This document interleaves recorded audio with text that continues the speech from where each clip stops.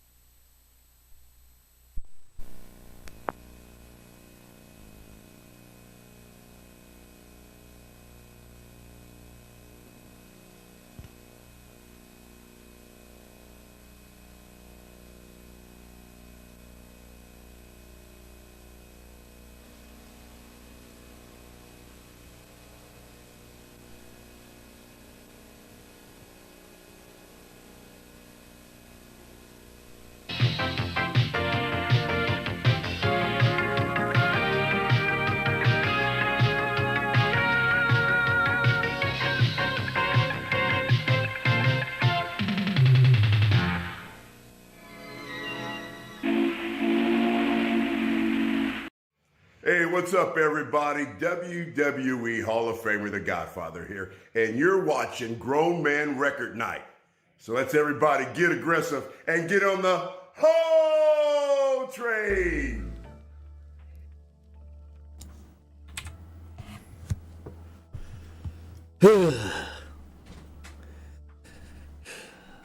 Hey, everybody. Welcome to the Halloween edition of Grown Man Record Night.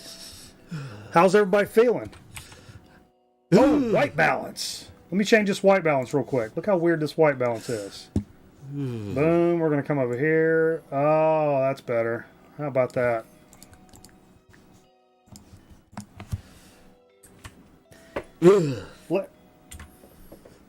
Ladies and gentlemen, for folks that don't know, we got our buddy Jeff. Plays Wednesday nights with us. TV Cigar is the gamer tag. Joining us for the Halloween show. I feel like I've jumped into the freak show. This is kind of a freak show. The one Friday night I'm not working. I show up to. This is what happens. Freak show. What happens. But you know always. Okay, I got two jokes. We can start the show, but we got to start the show with a joke. I don't know if you know. Please. That. We'll start you out with a knock knock joke. Okay. Okay. So knock knock. Who's there? Dishes. Dishes who? Dishes a very bad Halloween joke. See, I didn't want to stop and go with that. Okay, but for real this time. Why did the jack-o'-lantern cross the road? Or no, why was the jack-o'-lantern afraid to cross the road? I don't know. Why was the jack-o'-lantern afraid to cross the road? He had no guts.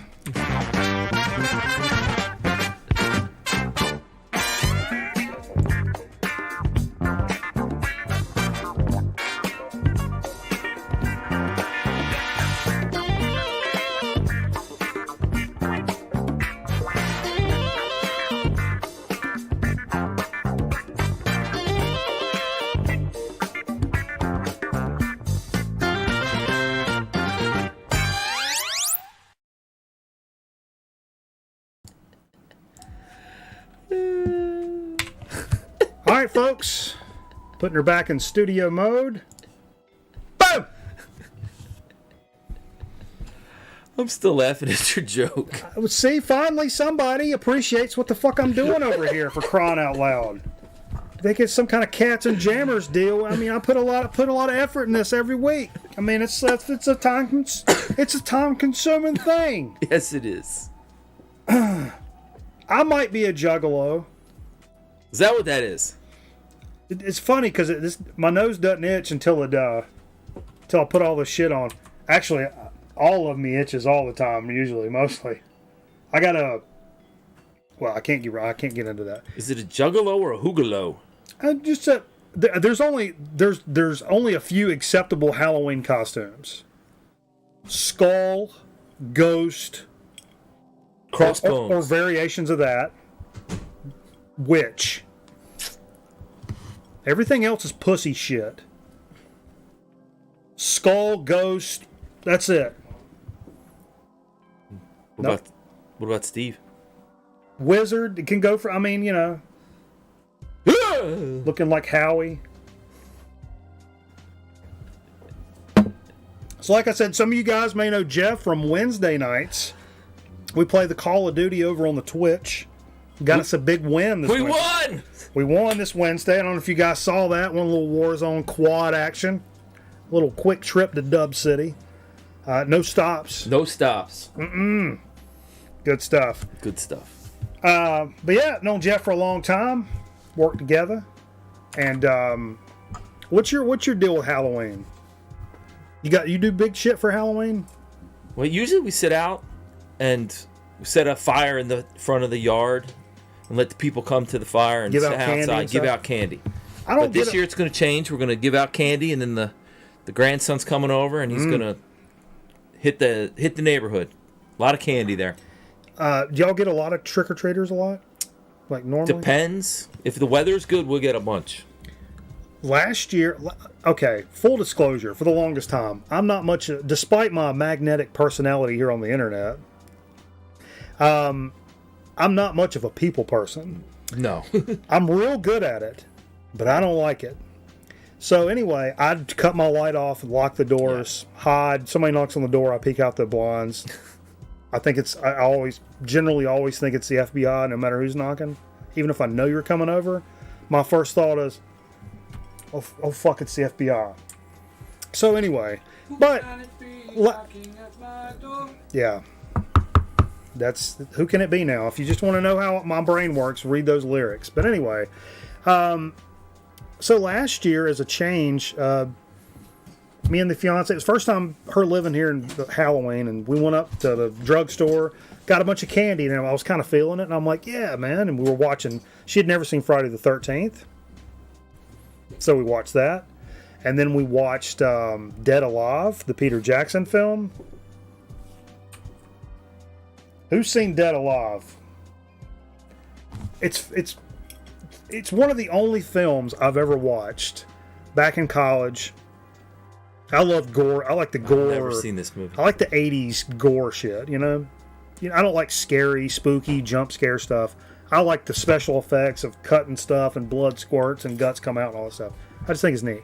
So anyway, the lawnmower scene, that's it, Nebulous.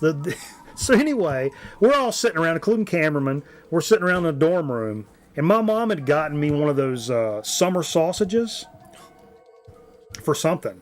Long-ass summer sausage. So I'm sitting Indian style, crisscross applesauce. Crisscross applesauce. Can't say Indian style no more. No. I'm Native American. I can say that shit. What tribe? Cherokee and Choctaw. Both. Sounds like a country song. Yeah. Cherokee. More Cherokee than Choctaw, but I got a lot of Cherokee in me. I don't know. How can anybody guess that? Anyway. Yeah, I picked this up when I said that. Watch the show. Way to ruin the bit, Steve. Anyway, what was I saying? I don't know. Your Halloween last year in the middle of a pandemic. Yes, we went and got candy. You were welcoming the others, and we got a little bit loaded and sat around. We're watching stuff. It's like, this actually feels cool, like a nice little Halloween thing going on. And then nobody really came until right at the very end. We were nice and fucked up, and but it was like a group of like 6 kids. So we jumped out there and had like the good candy, and not like full bar size like Aaron Griffin candy, but he bought 5 boxes of full size bars. You know why he did that? Daddy. He probably went to the store on Halloween, and they didn't have the little ones, and he had to buy. No, he did it on purpose. He goes big. He goes. Sorry, Aaron. His whole thing is his. Sorry, Aaron. Shouldn't disparage. But anyway, when they showed up, I was even the guy. I'm like, look at you. Look at you. Look at that costume. I like it. Oh. Get you a couple candy bars. Want a free banana? You like Baker Mayfield with the cheese? Yeah. But that's normally not me on Halloween. So anyway, I'm trying to tap into that vibe this year because it was fun. Yes. And I've always loved Halloween. But you're not a big scary movie guy. No, I'm not. Everyone makes fun of me. I don't like the hot peppers. I don't like scary. So last year I also started. This is kind of what started the big Halloween spirit thing for me. Was last year I was like, I'm going to watch as many horror movies as I can, and this year I doubled it. So favorite Halloween must-watch Halloween movie? Drop it in the chat right now. I'll tell you what I've watched so far. I've got a list here. Okay. These are mostly like kind of B-rate. Like I haven't watched any of them. We're gonna watch Friday the 13th 5 and 6. I think. What's the difference? Well, I'm skipping 2, 3. 3 you can't really find much like streaming wise. Okay. 4. Oh. Anyway, I think it's like 4 and 5 or 5 and 6 that's on Peacock. We're going to watch that shit. Anyway, for like serious stuff. But I like a lot of like really stupid, funny because it's so fucking terrible kind of stuff, you know? Of course. So I watched, Slaughterhouse.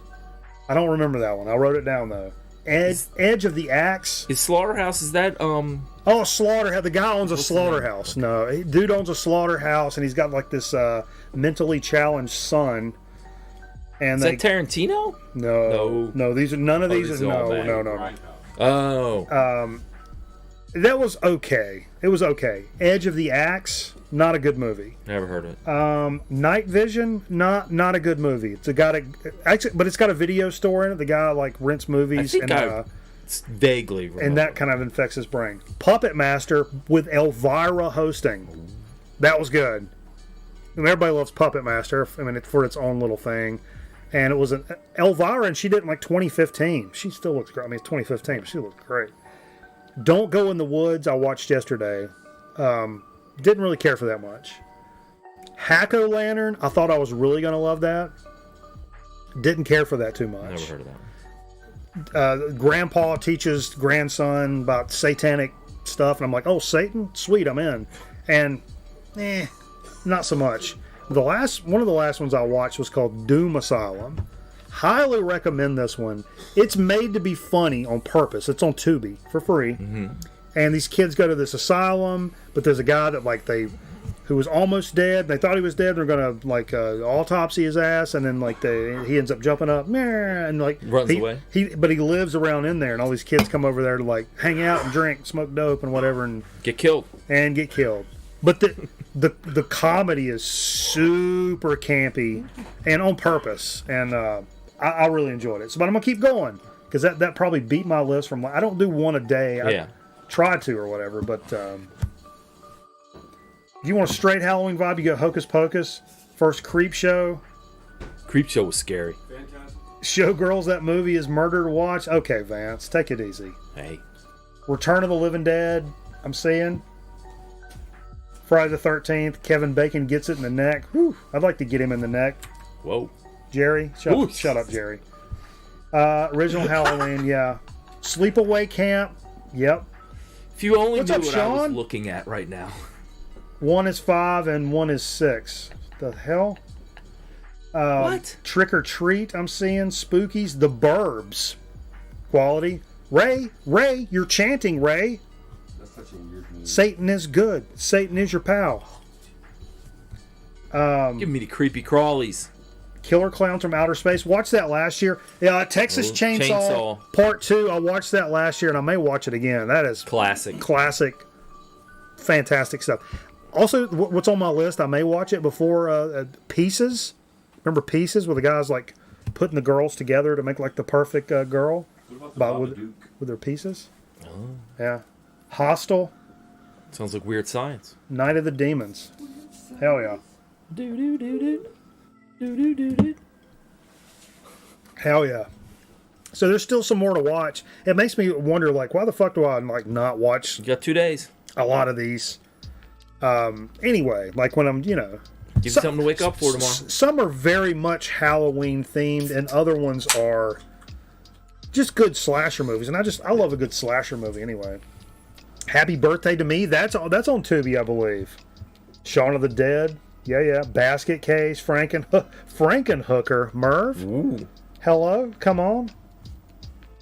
Murr's watching Shaun him. of the Dead, that's Murr's cool. watching them squiggly line channels, ain't you? Over there, huh? Did anybody watch Velocipaster?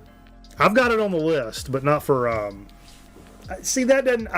No. I've learned I don't like the scary, or not scary, but thriller, The jumpies. suspense. I like slasher. Like for Halloween, I like straight Alien's slasher. Yeah, Alien. See, Alien's great, but I don't like that because it's not a slasher. No, it's not. Well, they were in space. That's very heady, you know. Sci-fi. Yeah. good mix. Butcher, Baker, Nightmare Maker. Holy shit. Motel Hell. You guys got some good stuff here. I'm going to start making a list and checking it twice. Christmas is coming. Let me just bump this. You know, last year we did a Christmas like marathon of movies on the channel. I'm trying to figure that out again. Get rid of this. That's better. It's too much. Whoa.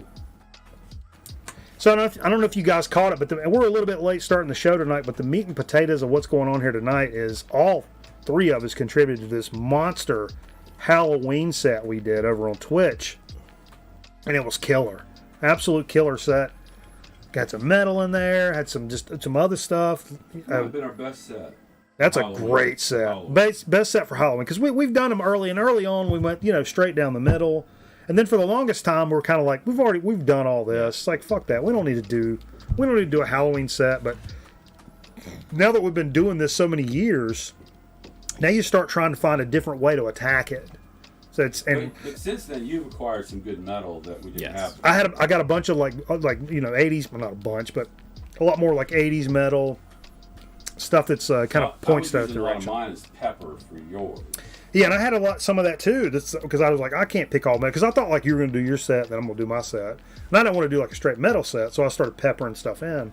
But we ended up kind of just mixing them all into one big set, which is cool. And Jay brought some shit over too. Good stuff. We can post the set. There's a serious stash You of got to type records. it if you want to type it up. I'll do it on the Discord. All right. Steve's gonna post the set list on the Discord. Hold him to it. But by what 9:45 tomorrow morning? If you saw him right You'll have now, it on you there? wouldn't I'll think it probably would have on happen. there about 3:45 a.m. 3:45 a.m. You heard it here first, folks. Check the Discord at 3:45 a.m. Another comment on Jeff's Cheerwine hoodie. Yeah. Hell yeah. Hell yeah. Taste of the South. Jeff is on one of the first. I mean, like early season 1 record night. Almond Smash. Almond Smash. We have one bottle left. Waiting for show 1000 or show 500, whatever's next. Yeah, man. What number Yeah, we're but at? you claim to fame as you're the first one to put the record Put the records in front of the with the cover behind the record, so you right? could see it. Well, you're I know. Which TV. seems like such a like I know duh, of TV. course, but you're a Renaissance man. The rest. but yeah.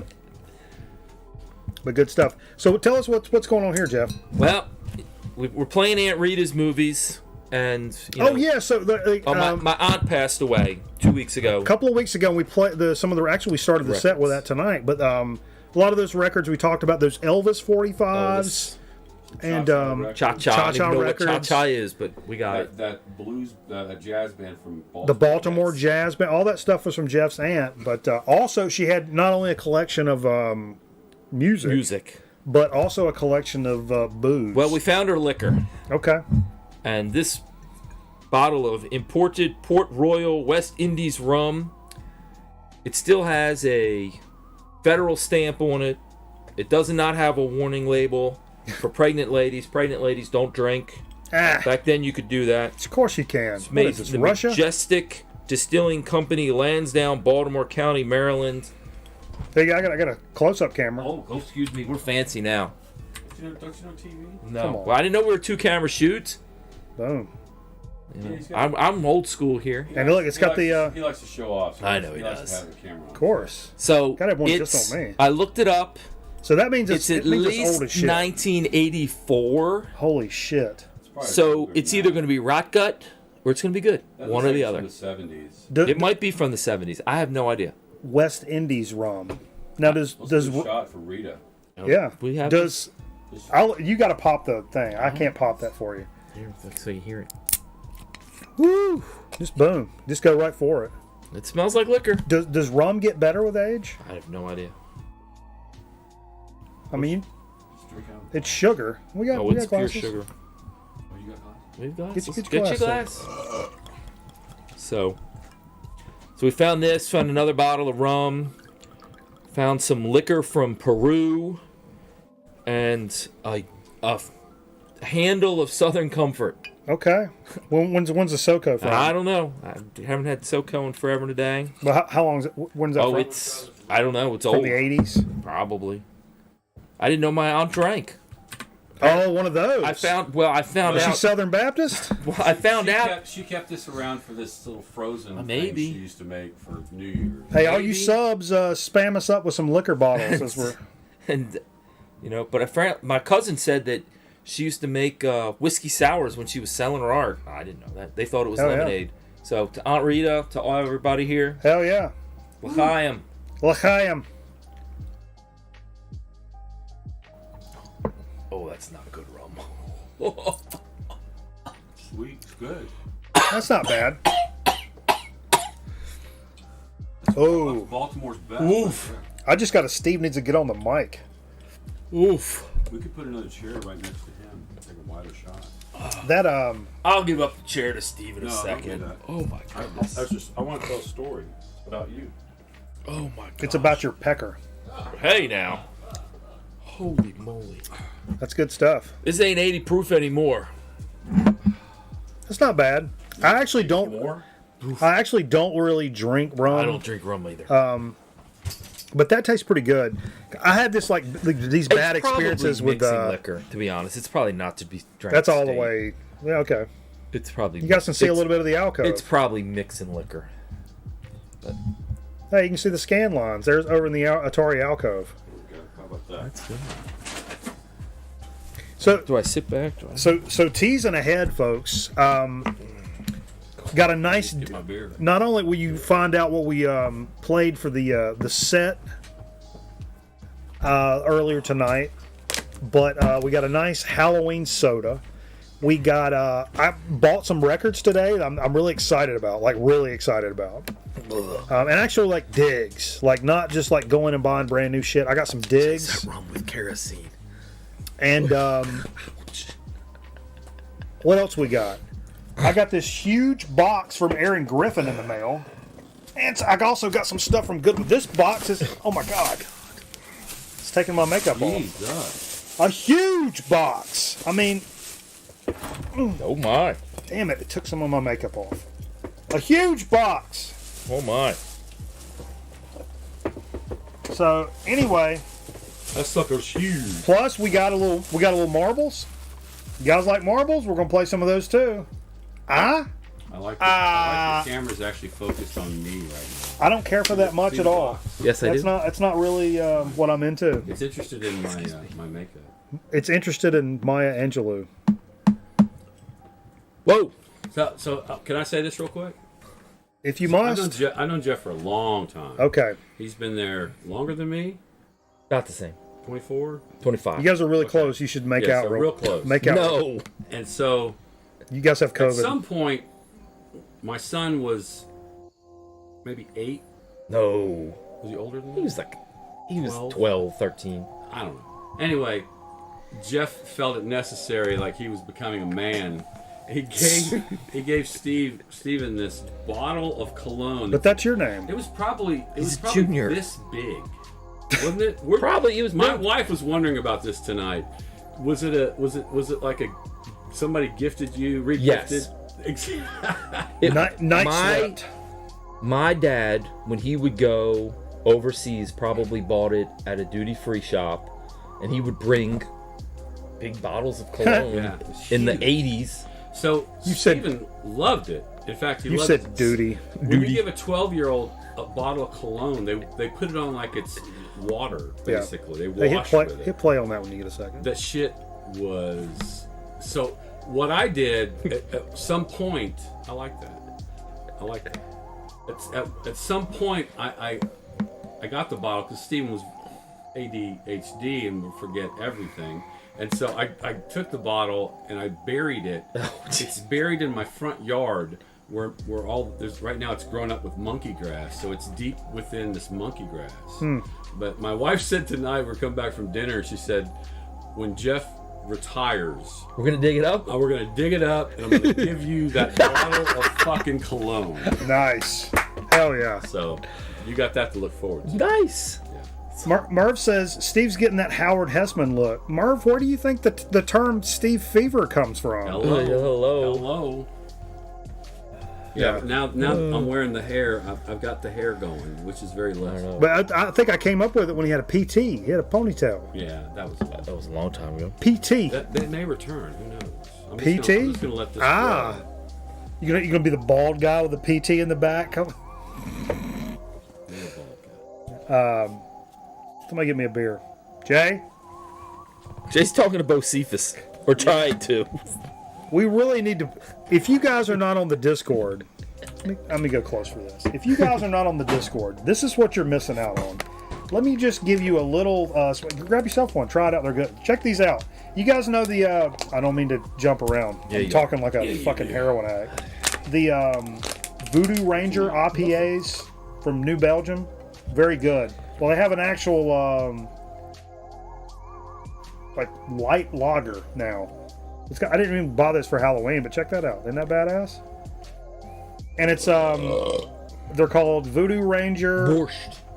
Devilishly Light Lager. So this is like the calories and carbs and shit of like a Miller Lite, but it tastes like actual fucking beer. Interesting. Anyway, Is it good? it's very good. Tastes like beer. So I like beer. here's the Beer's deal. good. Jay was approached by a gentleman.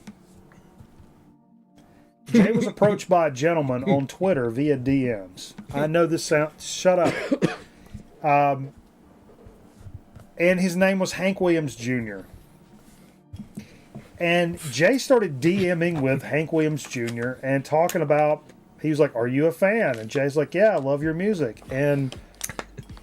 it's obviously a fake account, but this guy's got Jay going on, and Jay's got the guy going on and on. Talk about a hat. I can't even explain how far this got and what actually took place. You have to go to the Discord and read these messages. Full convos are posted in the Discord, and it's absolutely Bonkers. some of the funniest shit I've seen in a long time. Looney Tunes? Bonkers? It's Looney Tunes. It's jammers. Jammers. Is it a banger? It's a banger. What the shit else was I gonna say? Steve? Anything? Your Aunt Rita was pretty cool. She was a cool lady. Let's talk more about her. She was a cool lady. You know? I'll push play. Push play. Oh yeah, push play. What are we pushing play? Because nobody ever gets to see what the alcove. On the laser disc? What? No, on the VCR. What is the VCR? Behind the tapes. Oh. It ejected. Then you just push it back in, it'll play. It's apropos. I believe it's Nightmare on Elm Street. It is. Yeah, it'll be the first Nightmare on Elm Street on VHS. One of my favorites. Scary movie. It's a great movie. It is. Classic. Well, thanks for joining us, everybody. Hey, everybody, see you. No, you want to get in some music? We'll get in a little music. You got your news of the day? News of the day. Got some news stuff. This was posted from the Discord. For that. News of the day. Shane actually posted this in the Discord, and I'm fidgeting. pretty. I'm gonna go get my guitar. I'm pretty interested in this right here. I can play the Broncos. Check this out. Sacred Soul of North Carolina.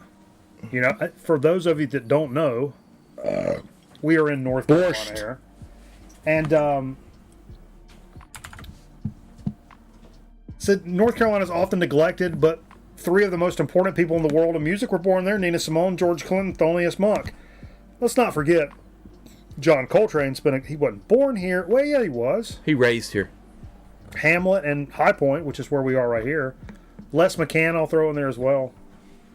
But anyway, I think this is like a new recording. So it's 11 groups in 8 days, a marathon recording session in a makeshift storefront studio in a 100-year-old building in a tiny eastern North Carolina town of Fountain. I don't think I could pull that out on a map.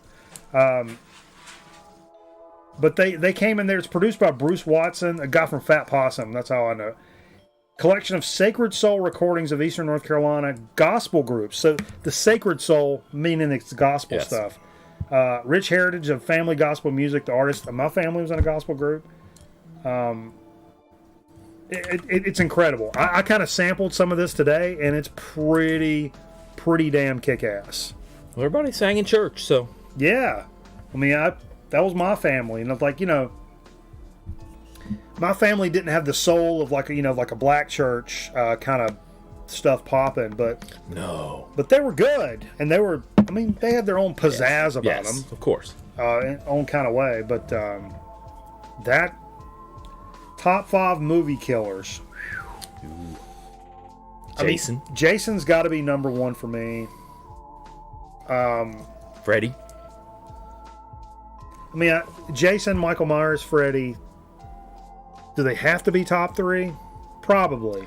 I got the most movies. I mean, that's kind of down the middle. But Carl Childers. Ooh. I got a job working for Bill Cox's outfit, fixing lawnmowers and small engines, whatnot. Man, it's deep, too. Yeah, I love old Carl Childers. But past that, where do you go? I don't think I could go past that. I mean, like Chucky, Leatherface. Leatherface. Yeah. I'm trying to think of the best. I mean, a bunch of one-offs, but the ones that are in movie after movie after movie. And I'm thinking the best deaths of like the best looking kills. For me, it's Jason. For the best kills, it's Jason. Kill, die. Kill, die. Are you gonna play with the music that we're playing right now, Steve? No, we're just gonna play. Are we playing music? Gonna warm it up. More freaky stuff! And he slowly opened the screen door. It's freaky stuff. Alright, so moving right along. This is some stuff. There wasn't a lot in the news department kind of thing today. Whoa. This is something I did find that came out today, and I'm really interested in this. Streamed most of this.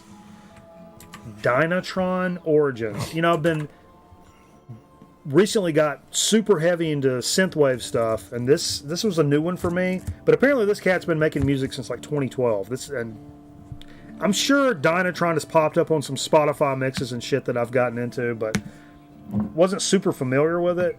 And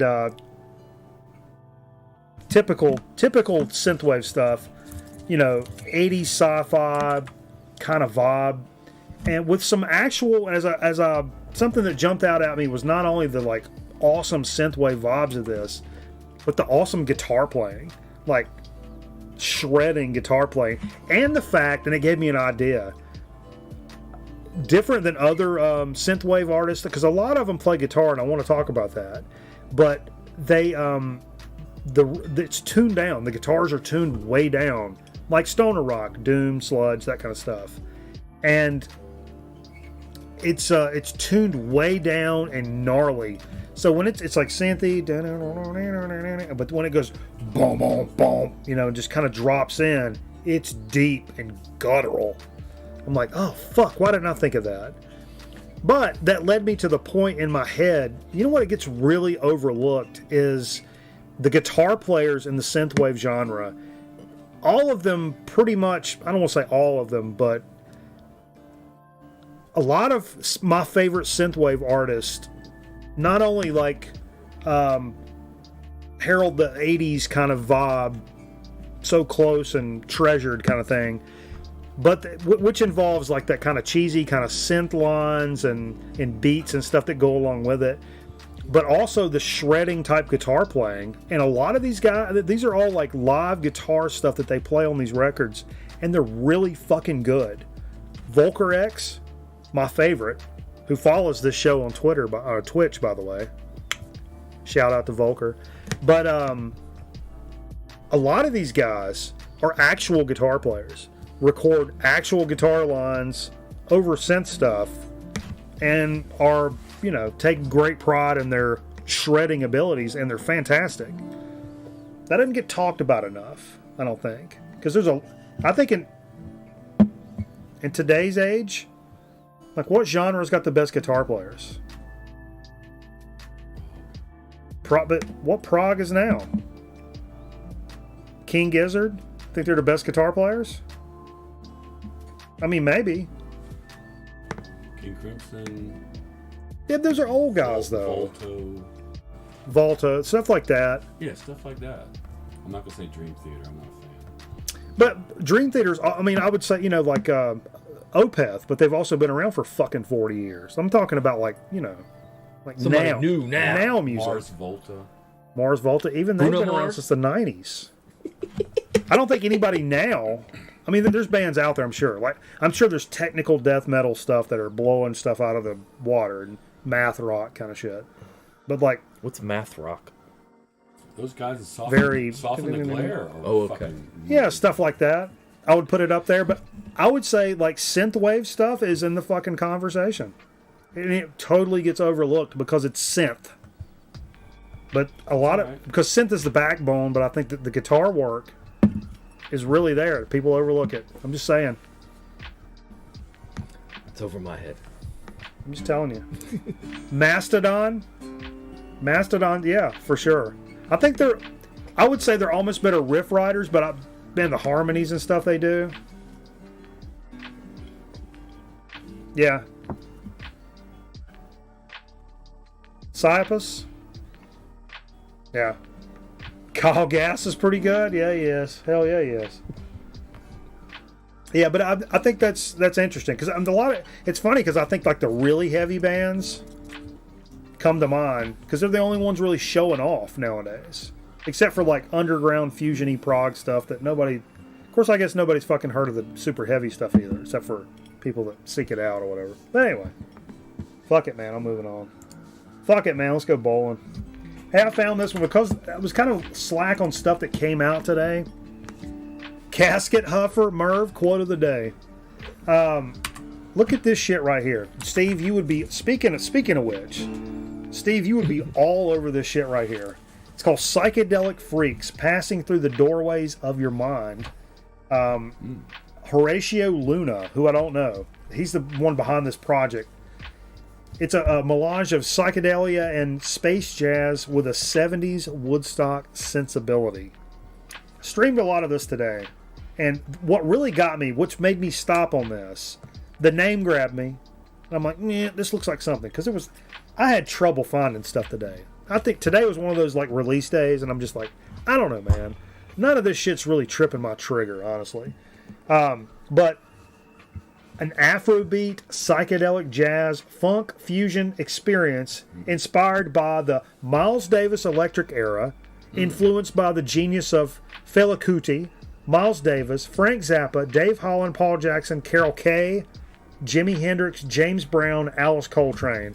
And I was like, fucking say what? I'll say one thing, they got a good writer. I think, and this was somebody else. They live up to that, and that's awesome. They pretty much do, I have to say. I mean, I streamed... That's the name of the band, that weird thing you just said?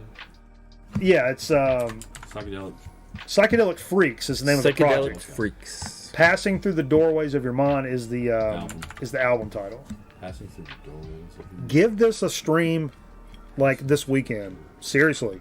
This shit is pretty damn awesome. And I don't know...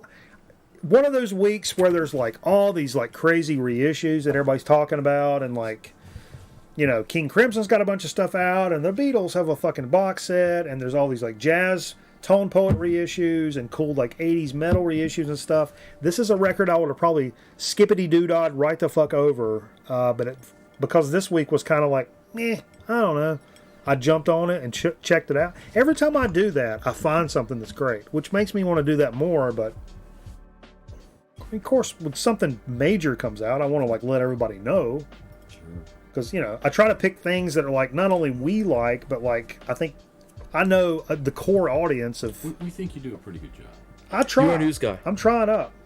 But I try not only for us, but the people that watch the show. I know the people that watch the show. Here's something interesting. I'm actually embarking on doing a program on a local radio station where we talk about, like, a lot of people who are, living under a rock thought that rock died in like 1990. Oh yeah. Or 2000 or whatever. But we all know it hasn't. So our job is to show people songs and stuff that's been out since 2000 or 1990. I think we decided was the cutoff. I was telling John, I think you and John would be the best host of the show because you know so much shit. I'm gonna have to glean off of you just to kind of understand something. I just refuse to stop believing that. But here's the problem. I don't think I can get you out of your house. Oh no, to be in front of people and on the air. Yeah. Oh yeah. Oh, I'll do that. Okay. We'll wear a mask like this. What are we talking about here? Maybe we'll work something out. Well, he's got a face for radio, so. But nothing more pisses me off than like I found myself and my friends doing the same thing that I remember happening when I was in the 90s as a teenager. I graduated high school in 95. And I was super into Nirvana and shit, grunge and shit like that. And metal, stuff like that. And like other people were like, no, ain't nobody made nothing good since fucking Led Zeppelin. Well, shit balls down. And I'm like, no, you're a fucking idiot. Have you never heard Nirvana? These are great songs. And other writers like David Frick are saying like, this is this generation's Beatles. I'm like, but it was easy for the the dad the Applebee's dad with his phone sideways. This is before phones, but hell, ain't no damn Grand Funk Railroad, baby. Y'all don't know shit about music. Fuck. And if you keep that mentality as you get older, you'll rot and die. Your brain will die. That part of your brain will turn off. It was an interesting time because I was just learning to play guitar, and I had met a guy who was really good at playing guitar. And you got this a Doc shirt? Champions Club member since 2017, baby. Woo! Yeah. So this guy was showing us how to play some really cool things that we never learned before, like Emerson, Lake and Palmer, and like how Greg Lake's style of playing and shit like that. And he we listen to Nirvana and think, the guy can't play guitar. Boomer brain, yeah. He can't play guitar, So we kind of got that mentality. It's like, oh, yeah, he's playing simple shit, and it's just like noise or whatever.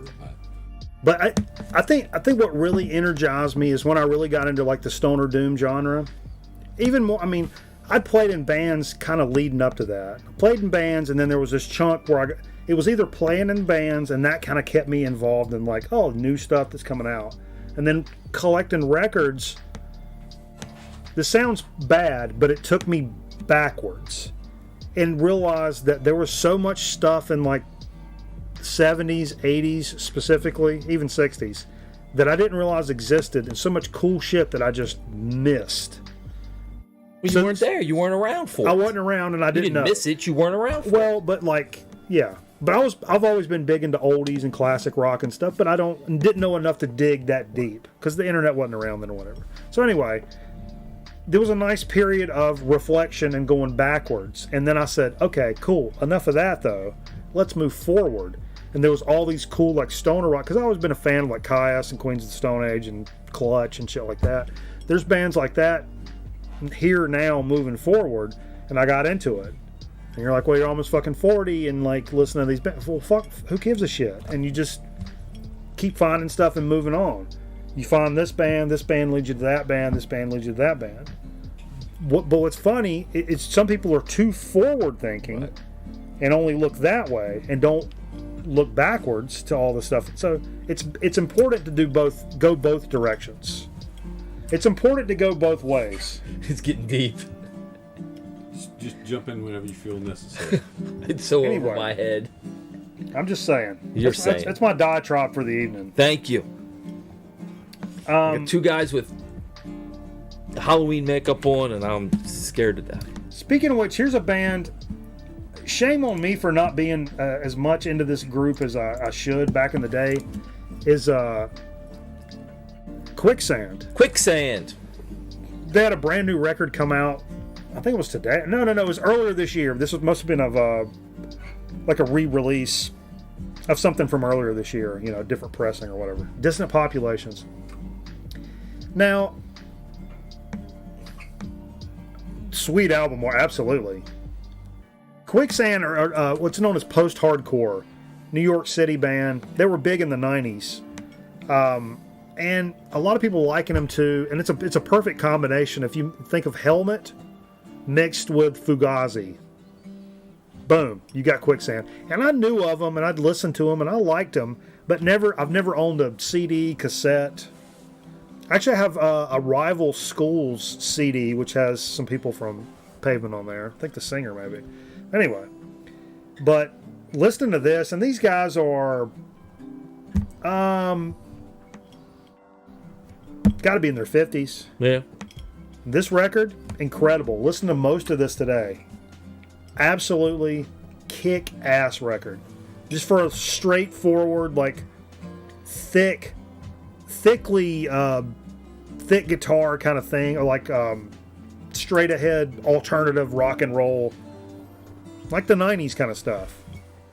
But almost to the helmety metal part, but not quite that far. No. And our old drummer, Jay Ovitori, who's in the band Holy Roller, they just got signed by somebody. He went and saw them recently. Said they were just mind-blowing live. But anyway. Whoa, what do I get? I got something. People are posting stuff. Big Burly Bro just subscribed. Thank you. Oh! Is that a little Submarino from Mr. Winebender? Look at you guys. Yeah, everybody listen to Metal Theologian. Forget we're having a fucking show over here. God damn it, Davis. I'm just kidding. I can't be mad at you, bro. I can't be mad at you, bro. Oh, God. I can't even look at myself in the fucking thing.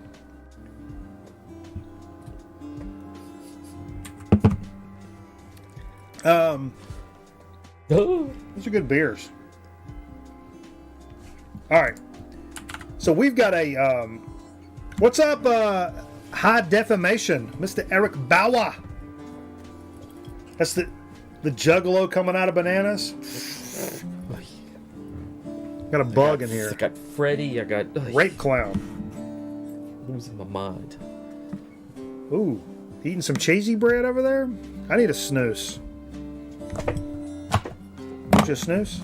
No snooze. That just makes me feel cooler when I do that. Like a pack of cigarettes? No, like some dip. You're packing it? Packing some dip, boy, but dip. So, we had this monster Halloween set, which is really kick-ass. So we should probably get into a little bit of what we played, or a lot of what we played. After what we played, we'll do a marbles game, and then dig it a week. That sound like a plan? I don't care. It's my fucking show. You guys fucking deal with it. Jesus Christ. What are we talking about? All right. Who looks like Droopy Dog? Carolina bound in less than a week. Woo! Coming to the best coast, baby. We got Cheerwine, barbecue. And a big stack of records. The hell? There are a lot of records down there. Yeah, it's a lot of records. Well, the first part was not part of the actual set. This is one of Jeff's aunt's records. The Limelighters. This is, it's kind of... Hey, I saw those guys in Goodwill today. Did you really? I swear to God I did. They're kind of... they like storytellers and kind of almost...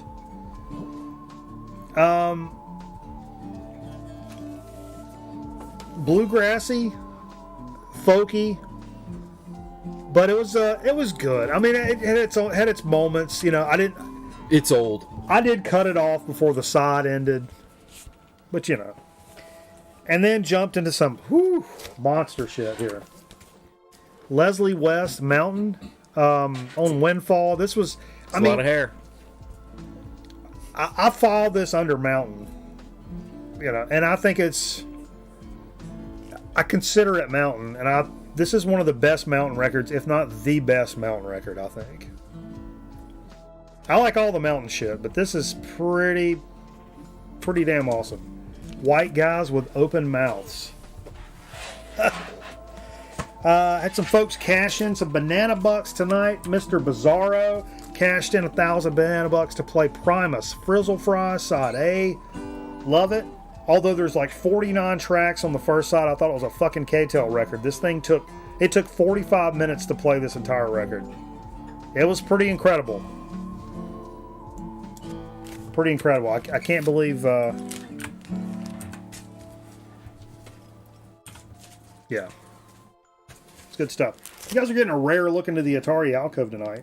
This was going to be part of the set that we did, part of the Halloween set, but Aaron Griffin actually cashed in some banana bucks and wanted to hear some Slayer, and I was like, you know what, we'll play a whole side right now. And then we ended up Steve and I had both too much stuff, and so we didn't play all the stuff. Little Slayer, Rain in Blood. Woo-wee! Come on, man. I don't remember what side we played. I think side 1. Yeah. Angel of Death, Piece by Piece, Necrophobic, Altar of Sacrifice, Jesus Saves. Is that Jay's? Yeah. Jay Slayer record, but a little reissue. Jay's a good man. I need to know where to put them. This is Jay's first, right? Yes. Same kind of story, I think. Metal West cashing some banana bucks. Want to hear some Danzig? And I'm like, well, actually, it's in our set for the night. But fuck it. If you're not gonna play a bunch of Danzig on Halloween, when the fuck are you gonna play it? You know what I mean? So I played Danzig 2 Lucifage side A. Lucifuge. Sorry, I said Fage. Lucifuge. Fuga. Is it a Fuga? Fluga. Boom. Yeah, that's a Nightmare on Elm Street on VHS playing over there behind us in the alcove. Yes, sir. And so then it's funny because Abacus wanted a horror soundtrack, and I was like, man, I really don't have anything really good, but I got the John Carpenter Lost Themes, which I put on TikTok and YouTube Shorts yesterday, and I was going to play some of that, even though it's not actually from a movie. But right then, Steve came in and busted this out, the anthology, which actually does have this stuff from a bunch of shit on it. Bunch of the movie themes. I mean, it's all especially Halloween, which is that's the one you why play. I bought it, of course. And then after this, they came out with a Halloween special. Did you play this whole side? The Halloween. It was side, a lot. Yeah. Christine's on the end of it. And Pork Chop Express from Big Trouble in Little China. Yeah. God damn it! I just showed the fiance Big Trouble in Little China about 2 or 3 months ago. It was it's on YouTube. You can watch it for free on YouTube. Yeah. God damn it, man. Fucking what else on here? They Live, The Thing, Starman, Dark Star, and Christine. That's a hell of a side right there. Yeah. That's an absolute monster of a side. Yeah. What else is coming in? And then Lim cashed in some Banana Bees. Wanted to hear a little Doors action. Didn't have the one she wanted, but I pulled out the first album, played side 2. You know, Backdoor Man, I Looked at You, End of the Night, Take It As It Comes, and The End. 11 minutes on the end. Yeah, on the end. We had to get out of that. But yeah. That's probably. But we were talking. Probably my favorite Doors song, The End. I don't know. Soft Parade may be up there for me. I don't know. Anyway. Yeah, that's a great John Carpenter, man. Yeah, it's funny, Eric. I like Halloween movies, but you know we're talking about who's the best, and Eric will be the guy to ask here in terms of like best. Who's your top 5 Halloween or top 5 horror movie killers? I mean, and that's not movies because 2000 Maniacs from the 60s is probably my favorite horror movie. I think Leatherface is a good killer. Yeah, Leatherface is probably the quintessential. He would be before Michael Myers, actually. Yeah. He's not before Jason. I think Jason's number 1 still. I think it goes Jason, Leatherface, Freddy. I guess Michael Myers. I can't think of somebody to put after that. What's up, Brad? Chasing the classics in the house. Then we started the set. This is when the set really started. We got serious. We got a in lot here. of records on the set. Hey, we got in here. We said the Lord's Prayer before we got going. We wanted to have a good show. We wanted to step it up, be real, do a good set for you guys. It's important. It's important. Do the second bathroom. Second bathroom. Second door on the left. Of course, we had to start with a couple of stalwarts. Something we would have played in our Halloween show 8 fucking years ago, man. Chucky's up there, you think? Leprechaun? All right. Played the original Black Sabbath, the first Black Sabbath record. What'd you play on this, Steve? The Wizard? Black Sabbath. Oh, Black Sabbath. Title track. Yeah. Boom. What is this? This is the I thought you that left, cool Jay. reissue that came out a few years ago that's got Oh, some yeah. bonus material on it. But I just wanted to hear the original. Gotta play this. I mean, everybody's like, oh, shut up. Thriller's a fucking badass song. If you don't like Thriller, you don't fucking belong here. Thriller's a fucking great song. Fuck you. It's a fucking great song. you. It's a fucking great song. Thriller's great. I think the video is what's more important though. Yeah. It was landmark. It was. I mean, fucking this- landmark. I mean, This album is fantastic. everybody would gather in the lobby to watch the TVs in the lobby to just watch these world. That's premiere, one of the- world that's one- premiere videos. That's one of the greatest. Take off your son. That's Who's one of this? the- Is this yours? Yeah, it's Jay's. Yes. Look. I think Thriller's one of the greatest pop albums of all time. It's just, It is. it's up there with the Beatles, right? Beatles stuff, and I don't, you know, I like the one before. Was it Off the Wall? Off the Wall. I like Off the Wall. But it's not a better pop record No, than it's Thriller. not. Thriller's classic. It can be a better album, but it's not a better pop record. Was he a child? It's like- was he molesting children during that one? Jay, Jay. it's like The Lamb Lies Down on Broadway's a better Genesis album than Invisible Touch, but Invisible Touch is an incredible pop record. Right. Oh yeah. Then moving on to the set, we got to play some Cramps for Halloween. Mad Daddies. If you notice down there, live at the Napa State Hospital. This is a bootleg of a Cramps performance, literally at a mental hospital. And he said the only people here crazier than us is you guys. He says that on the recording. It's not the best sounding recording, but I'm so glad that I have this. It's so kick ass. Look at that. Hey Jay, can you square that shot up for us? There you go. Center stage. Right there. Sure, That'll Jay. work. That's fine, That'll Jay. work. That's fine. You do whatever makes you happy, Was that Jay. live? Was that live? It wasn't live. Oh, No. Memorex. Actually, you can give a little more Steve. A little more Steve. A little more Steve. Bump it. There we go. He walks away. All right. Well, I'm just. all right, Steve. I gotta bring this in closer. Favorite slasher, though, probably Jason Lives. I'm thinking like 5 or 6. Which one is that? Movie's killing me.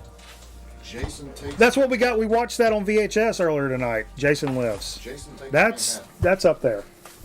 Boom.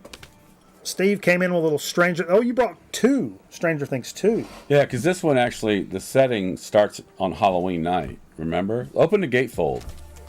Very apropos. Don't be using Check words, that Steve. out. That's cool. That's a cool gatefold. Remember when all the pumpkins were all fucking weird? Oh yeah. I don't know what that means, Steve.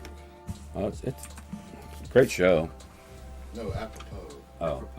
Appropriate. Appropriate. Speak English. Speak English or die, motherfucker. You out, You leaving? dude? Leave. Hey, Jeff's leaving. You got to do a. Shot. I made Do the Joe. shot. No, you got to do one of my shots. It's mild. Show him off. Show him off, Steve. Let's do this. So Steve did a little special thing. I'll keep going. Because this next one. Jay, ain't nobody told you to sit the fuck down. No, There ain't no- Steve just motioned me and said, "Come over here." All right. I know we Oh, played you're this. coming back, Steve. I'm sorry. I know we played this a lot recently, but when the hell else are you going to play Halloween other than fucking Halloween? New record came out this year. Absolutely loved it. Played Fear of the Alien Fallen. key. Kick-ass stuff, man. Just answer me. I gotta go home. Uh-oh. Take it away. Road shot. Road shot. All Road right, shot. so Yeah, tell us what you got, I think I Steve. showed these a couple weeks ago when I went digging. On the Discord, right? No, I Oh, you think showed 'em here? on the show. I don't know. There was this bin near the exit of the honey hole that has all this free. It says free, and a lot of it's like expired food, but they had these specimen cups. Show this, and so I decided to make Jello shots In specimen cups. in These are monster Jello shots. These are monster Jello shots. Monster for Halloween. A monster. Halloween. So it's like alien piss, maybe. It's like a piss specimen. I put a picture on the Discord of Jay doing his, and so let's do one. Are they? You said they're. Do one, Jay. Look how big they are. Jake, come on. You gotta finger it. They're pretty tame. Finger it. I gotta put my snooze up then. I really didn't care for you licking your finger before you did that. Is that how you do that?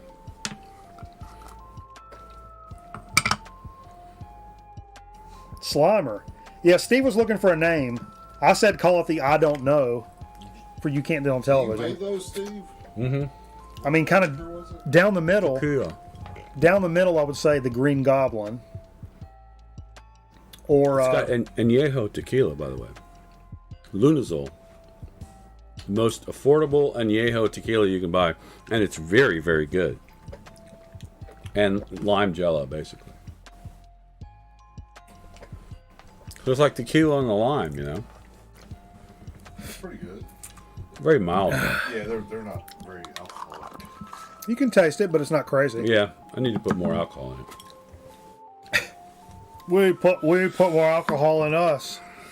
The Slimer. You think Slimer would be Alcohol and oats? Is that what you said? alcohol and oats?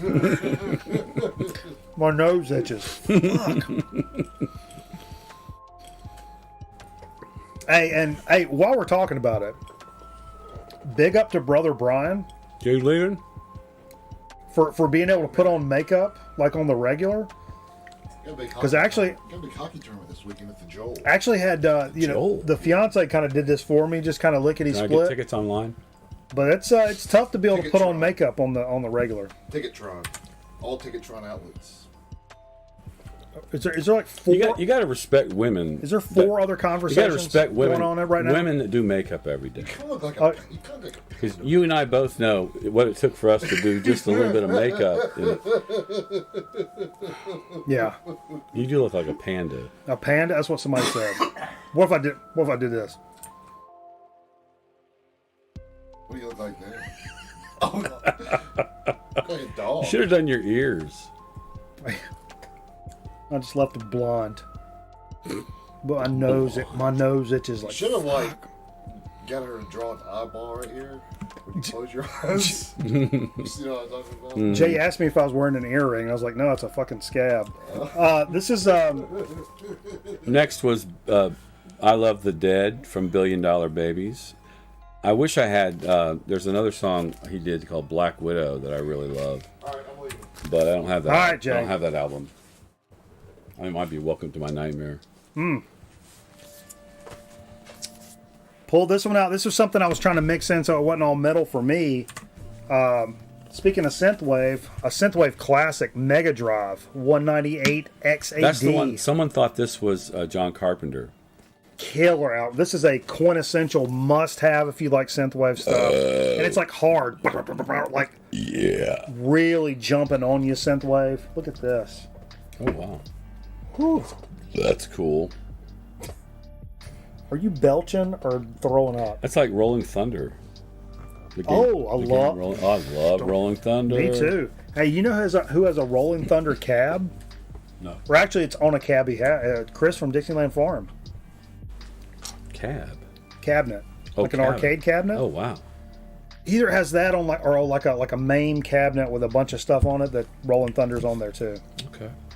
That's cool. Yeah. This was one that's kept popping up a list. If you look up like, hey, what's the Halloween songs? Screamin' Jay Hawkins. I Put a Spell on You. I didn't know you had this. Yeah, I haven't had it too long. I got it in the clearance area over there at Underdog, I think. You bumping the table. Yeah. And funny thing about this this album, you know, he came in there to sing it pretty straight, Yeah. but the producer wanted him to be kind of off the chain, so he proceeded to get him drunk over like a period of time during Him the too, session. huh? So by the time he was really toasted, that's what you're hearing. That's awesome. Yeah. Hell yeah. This was a Jay record. He left with it. Shh, don't tell nobody. Because I would love to steal this. Yeah. Because this is one of my favorite thrash records of all time. Really? Yeah. So jealous of this one. Coroner, No More Color. Legendarily, me and Jay used to hang out. If you've hung out with us much, I play a band of Dying Dreams. Local band. They're incredible. From the 90s. Anyway. They had the poster for this record on the wall of their practice spot. Me and Jay used to go there when we were in high school and watch them practice. And we would go to all their shows. We went to all their shows for like 3, 4, or 5 years solid. But that poster was always on the wall. And I didn't really know them then, but learned about them much later. And Jay picked up, this is a reissue. When is this from originally? Oh. One is Corner. 89? 89, yeah. I was going to say 90, but that's, yeah. I think it says 89 on it. This is Jay's, you said? Yeah. I put it in his sack. Kind of a straight Jay down has a sack, by the way. straight down the middle. You got to go to it. Little tubular yeah. bells. Yeah, and this song is so, you know, you hear it and you're Who's like, this oh, Daryl God. guy? Daryl You see that- Black Welder. He's a black welder. When you, You notice that? like our friend, Gene. Yeah. When you hear it, though, I picture that priest with a hat on standing in the in the alley with the fog and the, you know. So, did this come out before Exorcist? Yes. So, there are people. About the same time. I was going to say, so there are people This is that have so a associated different. with horror, with Exorcist, but it's actually a prog masterpiece. It's Sure. like, it's a like. Well, that's what I'm after. Like, is there people that associate this as just the song and a prog masterpiece, and then it's like, oh, they also used it in The Exorcist? Well, it's Where like- I hear it, and I'm like, it's the song from the fucking Exorcist. But it's like Carl Orff, who did Carmina Burana, which is actually about growing up and the youth, you know, growing of age. It's not, you know, but when you hear Carmina Burana in every film that has like armies marching, like dun dun dun dun dun dun dun dun, that's Carmina Burana, but you know, it's the same thing. That's in The you know? Doors, by the way. You associate it with not what it actually is. This was kind of a wild card. And I was like, man, I hope Steve doesn't pull this. I hope Steve doesn't figure this out, so I can kind of surprise him. Moving Sidewalks. Yeah, I didn't The think- complete collection, which is killer. If you guys don't know Moving Sidewalks, is Billy Gibbons' band before ZZ Top. It's like band back in the day. I've got the moving side. Well, you got the complete collection though, which has But a bunch of outtakes. Even on the original LP, there's a song called Crimson Witch. So I played this for Crimson Witch for Halloween and to break it up for, you know, not everything's metal and John Carpenter, you know what I mean? Well, you know, it shouldn't have to be. No. And then tell us about this shit, Steve. Oh yeah, this is down in Savannah. There's a man named Ryan Graveface. He owns Graveface Records. He also owns Graveface Museum, and he is obsessed with serial killers. And this is a compilation he put together of songs about serial killers. Read the listings there. Of the Killers? Just of the songs. Let Me Bleed, Jim Jones. I can't see some of them. Jim Jones. I think what we heard was John Wayne Gacy? Son of Sam. Son of Sam. Yeah. But it's kind of cool. This is kind of like Sgt. Pepper's, because on the back there's a little map and it tells you who all's on here. Ed Gein, Edmund Kemper, Ted Bundy, Alan Legary. Ryan Grayface actually spent the summer up in Wisconsin. He collected a bunch of stuff Wisconsin. about, is it John Wayne Gacy? The clown? Mm-hmm. Yeah.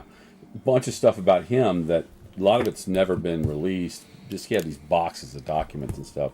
He's working on a documentary. Your connection between him and like Black Moth Super Rainbow? He's the bass player for Black Moth Super Rainbow and Tobacco, both. Yeah, maybe I'm not sure. Love both of those groups. If you guys never checked out, cool guy. And I have yet to go to the museum. It's down on near the River Street.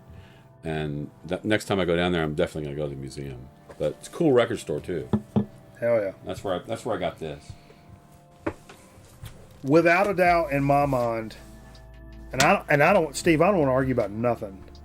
The creepiest record ever produced, ever. Selected Ambient Works Volume 2, Aphex Twin. This record invokes some more. I don't want to be weird. This record evokes more emotion from me on both sides. Creepy, freaked out, and like other emotions. All. But there were a couple of songs on this I was going to use in my wedding from really when I was engaged the first time. Yeah. Because there's a couple of songs. That didn't go so well. It didn't go so well. According to the cops, it went poorly. But there's some very, very pretty songs on here. But there's also, without a doubt, the creepiest shit that makes my skin crawl songs. More than any heavy metal record or creepy horror soundtrack. No. This. By far. Hands down. Not even fucking close. At least for me. Is that Aphex Twin? Yeah. What's the title? Selected Ambient Works Volume 2. This is Volume 2. Yeah. Volume 1's a little more, it's got a lot more like techno-y vibe to it. This is much more of an ambient record with a... What's the collection you have that has like just 1, 2, 3, and 4 on it? That's Excursions and Ambience. That's a bunch of different Those are artists. compilations, yeah. From Astral Works. That's really good. Yeah. Music for skin crawling. Yeah, you're exactly right. Boom. So, your piece of music that you chose, which was really cool, matched up really well with the preamble to the Mob Rules, which is that E515, or what is it? E5150? Yeah. Which is this 5150 by Eddie Van Halen, boy. Droney instrumental piece that they do right before it, which is freaking awesome. And I love this record, and I love Dio. And when I was growing up, I had this on a baseball. Back in the day, in the 80s, everybody had like baseball T-shirts, like 3/4 inch. 3/4 sleeves? Yeah. And I had Mob Rules on one of those. My parents weren't too pleased about it, but... Can I mention how weird it is to be doing all of this without sunglasses on? It's all right. It's very weird. Yeah? It's very bright in here. It's very bright. It's very bright. That's why I wear makeup on a regular basis. Okay. You talk about down the middle.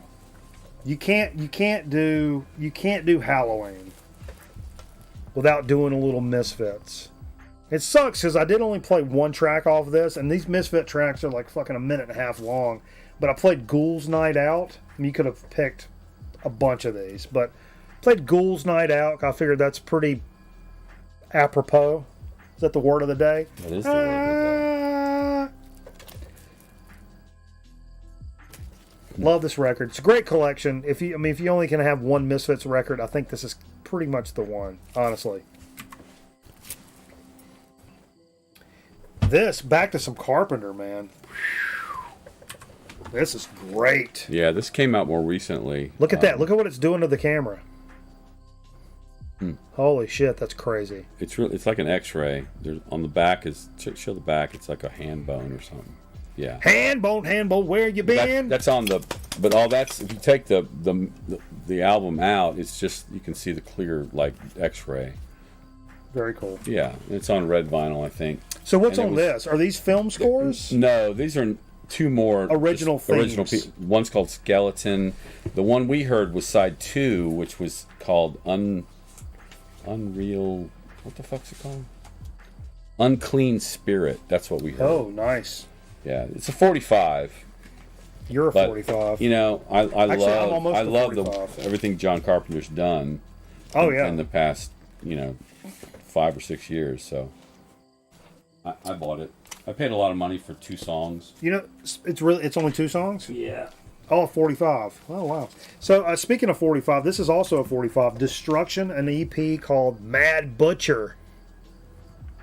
It was good. Yeah, it's really good. German, the German guy? Yeah, original German pressing.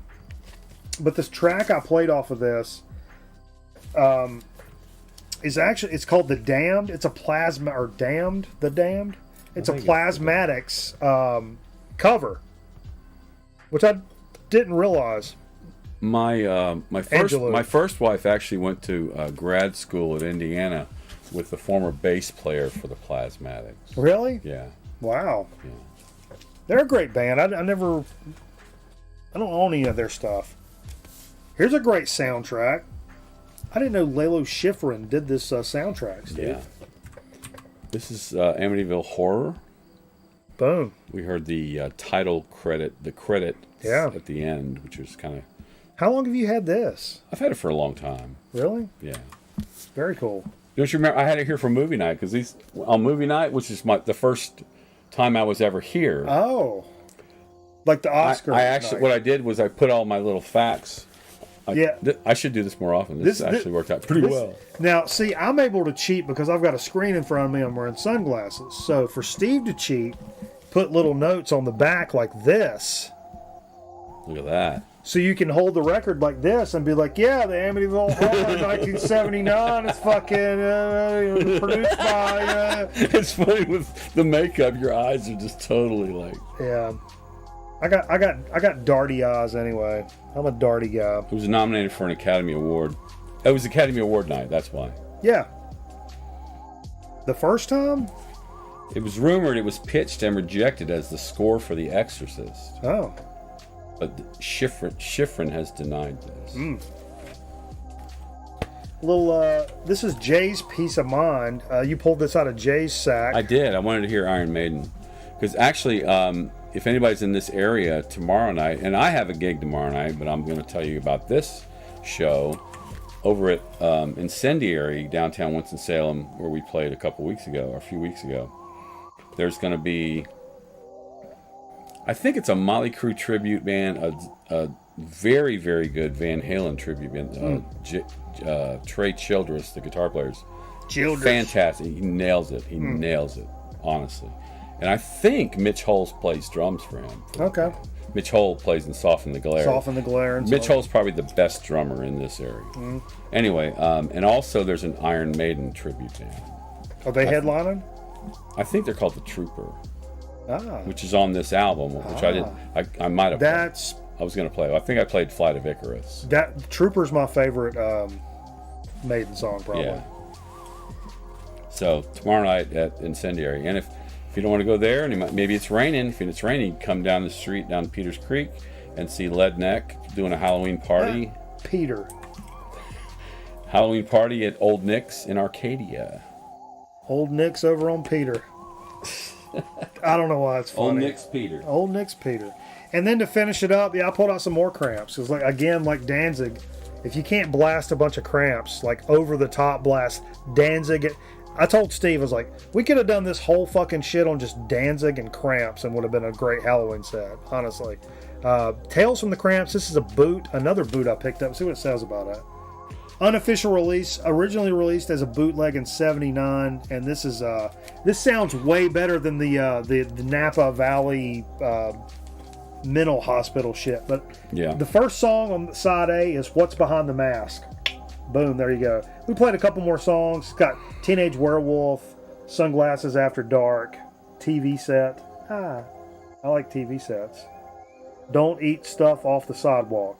I don't necessarily agree with that. I've eaten plenty of stuff off the sidewalk. I don't think Vance agrees with that. No.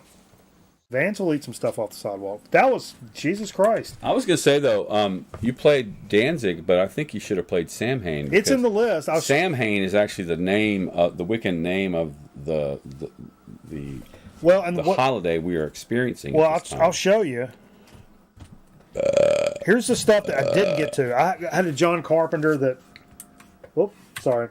I had a John Carpenter that the Lost Themes I was going to get to. I did the TikTok on. It's a great album.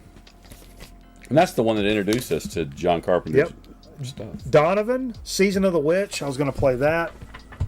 And here you go. Samhain 3, November Coming Fire, which has Halloween 2 as a track. I was going to play that. We should have played that. But, you know. All right. Well, here's stuff that I was going to play. Had some Guar down there. Motley Crue. Shout the Devil. There's the first Danzig. Going to play some of that. And you played Alice Cooper, but I was going to play something off of Killer. I was going to play, what's the song called? Baby Killer or something? Dead Babies. Dead Baby. I was going to play Dead Babies off. Maybe we'll keep playing these after the show. I was going to play Little Devil Went Down to Georgia. Oh, Devil. Okay. There's a couple songs off the Suicidal Tendencies, but I played this recently. So, yeah. But there's I Shot the Devil, and there's a song called Possessed on here. Skull Snaps, just because I love the cover. The cover. I thought about that. Yeah. And on this country funk album, there's Tony Joe White does Stud Spider, which we actually played that song, but we play a lot after the show. It's one of those I think we might have played after the show. True. And I did bring my Thriller, but what I was going to play, I've got the 25th anniversary. I found this in Goodwill, but it might be 2 or 3 LPs. Yeah. This is only LP 2, but it has Vincent Price like isolated doing his parts. It's like a little bonus track thing. Should have played some Ghetto Boys because Halloween did in fact fall on the weekend. Hey. Oh God, this is so bad. I need some alcohol. You want to do a shot, or you want to hand me a beer? Yeah. You got 2 choices.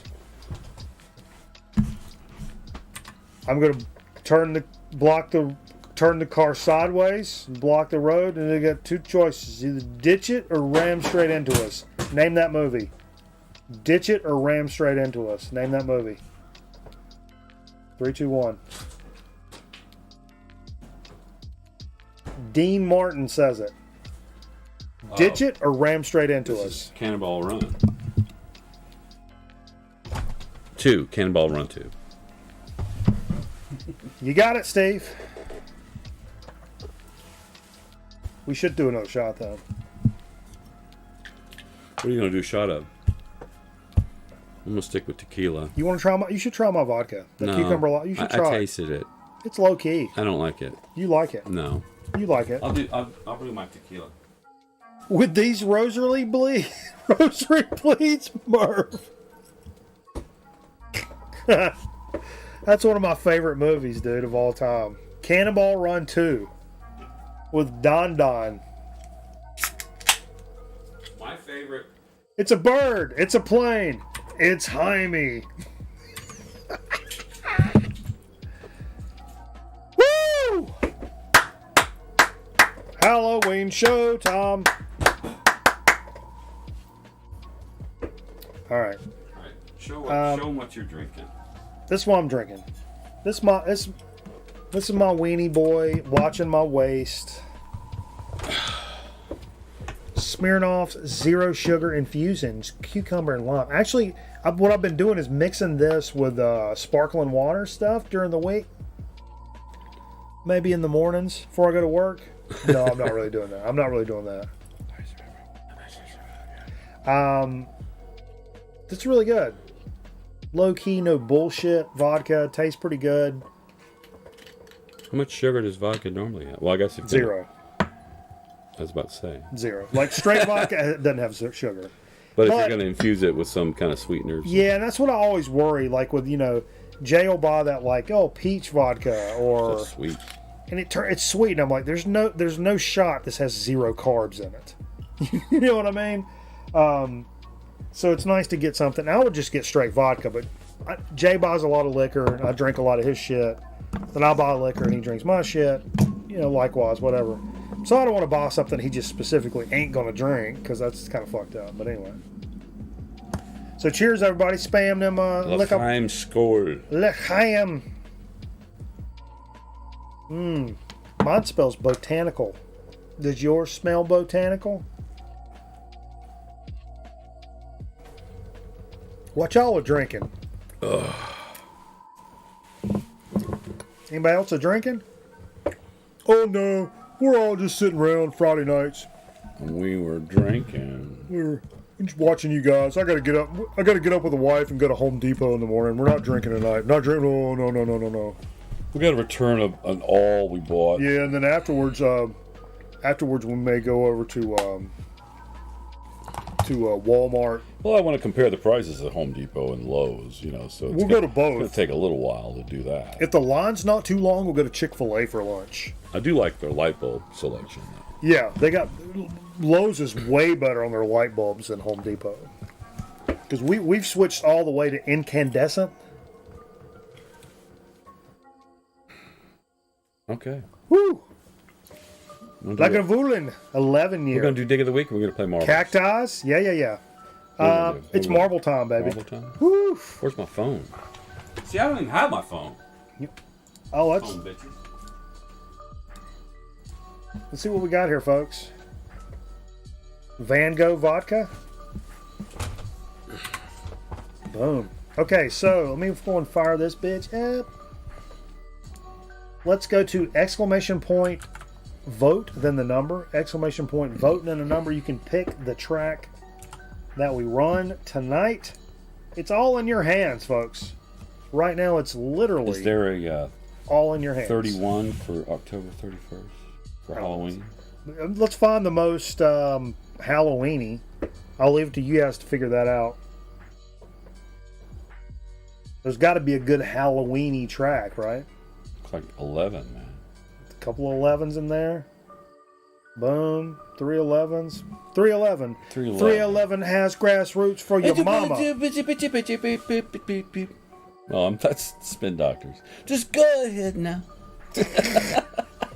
You may not have been some, no, we've always been down. If you really want to do it, please just let me do it down. Keep your feet on the ground, down. Keep your head in the cloud, Actually, their favorite, like on Grassroots, they had a song that started with "We were born in the '70s." Anyway. Jesus Christ. 5 votes for Devil's Chaos. Holy Lord balls. I think that's donezo. That's a done deal. We were born in the 70s. Now the song's going to be... It's one of those bands I ought to be quick to shit on. And went back like all drunk on a Saturday night. Exclamation point play, folks.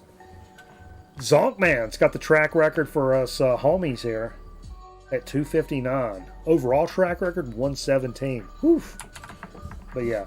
Went back and listened to 311 like Grassroots like recently, kind of messed up on a Saturday night. Yeah. Pretty legit shit. You know, it's easy nowadays to lump, you know, coming from a band that played rap rocky kind of stuff. It's easy to kind of shit on stuff like that now. Because there's some bands that really fucked it up for everybody. Yeah. But that's a good record, man. Grassroots by 311 is a great record. I could probably make some Jello shooters out of this rum. Let's do it right now, bro. Let's do a bunch of them. I should get like tropical fruit flavored Jello. I'll take care of it. I'll take care of it. Get in here, folks. Exclamation point play. Quit bullshitting around. I feel like you guys are bullshitting around. It's pissing me off. I'm already getting pissed off. No pissing. Oh, don't say piss. You said piss. Fuck. No, you're good. You're good. You make it to the break. Make it to the break. Make it to the break. Yeah, but I gotta switch the fucking commercials. So there is no break. Oh, there's no break. That's what Jerry's for. Up, down, left. No. Get your cheats out of here. No cheats. All right, let's lock her down. We're locking this down. If you ain't in by now, fuck yous. We got a lot of players. Got 14. That's a solid crew. All right, folks. Good luck. Nope. Go. Somebody shot right through It's like there. Devil's Plinko. And we have a lead. Boom. We have two people Oh. vying for the lead. Are you telling me they're jockeying Oh. for position? They got past though. Oh, this is nice. Whoa! Someone went to hell in the handbasket right there. A little trim tight. Woo. What do you? Wouldn't be the first time trim tight won this week. Let me ask you this. What are you doing tomorrow at 3:30? Wrong answer. Sleeping. What? Wrong answer. Oh look at this son of a bitch right You're gonna here. be watching. You're gonna have your TV on CBS, watching the game of the week. Who's Georgia playing? Florida. School of the Blind. It's- Florida ain't even ranked. It's the world's largest outdoor but they're not. They ain't cocktail playing party. ranked. That Oh, don't somebody matter. just It don't fucking matter. It matters. does It'll be not 85 matter. to 4. It doesn't matter. Look at Metal Theologian dragging his 19-inch cock on this track, leaving marks all over the track. It's really inappropriate. I'm kind of getting tired of it. Oh, he's going right through the devil's colon. Oh, look at this, folks. Devil's anus. We can't even see what's going on. There's a sword fight. Oh, there's swords. Swords. We're inside there. Whoa. No theologian He made the jump. He made the jump. He's still in the lead, I think. But he's going the wrong way. No, he's not. Oh, Look at this. He got passed. It's touch and Trim go. tight. Touch and go right here. Well, Touch and go. What's going on here? This is a great course. Zonk's over here. Look at Zonk Man coming on. He had the track record before. He knows what he's doing. He currently owns the track He record knows for what us. he's doing. No, Metal Theologian's in first place. There's two tracks. There are. It's hard- Oh no! Who just fell off? Trim tight, but he landed on the thingy. That's a good fall. It's a good fall. I believe we're coming into the home stretch here. Look at this. That's a devil's colon again. This is small intestine. Yeah. Large intestine. Actually, the other one looked like large intestine, which is closer to the anus. Anus. Oh, we're getting close. Oh, We're getting close, It won't folks. be long. It won't be long. That's what she said. Oh. What's going on? Who's that? Why didn't you let me switch? Still says Trim Tight's in the lead. Somebody just slid on by, though, did they not? Yeah, Wizard of Video Games. WOVG? Nope. There's something going on. What's going on here? I'm trying to zoom out. It's tough.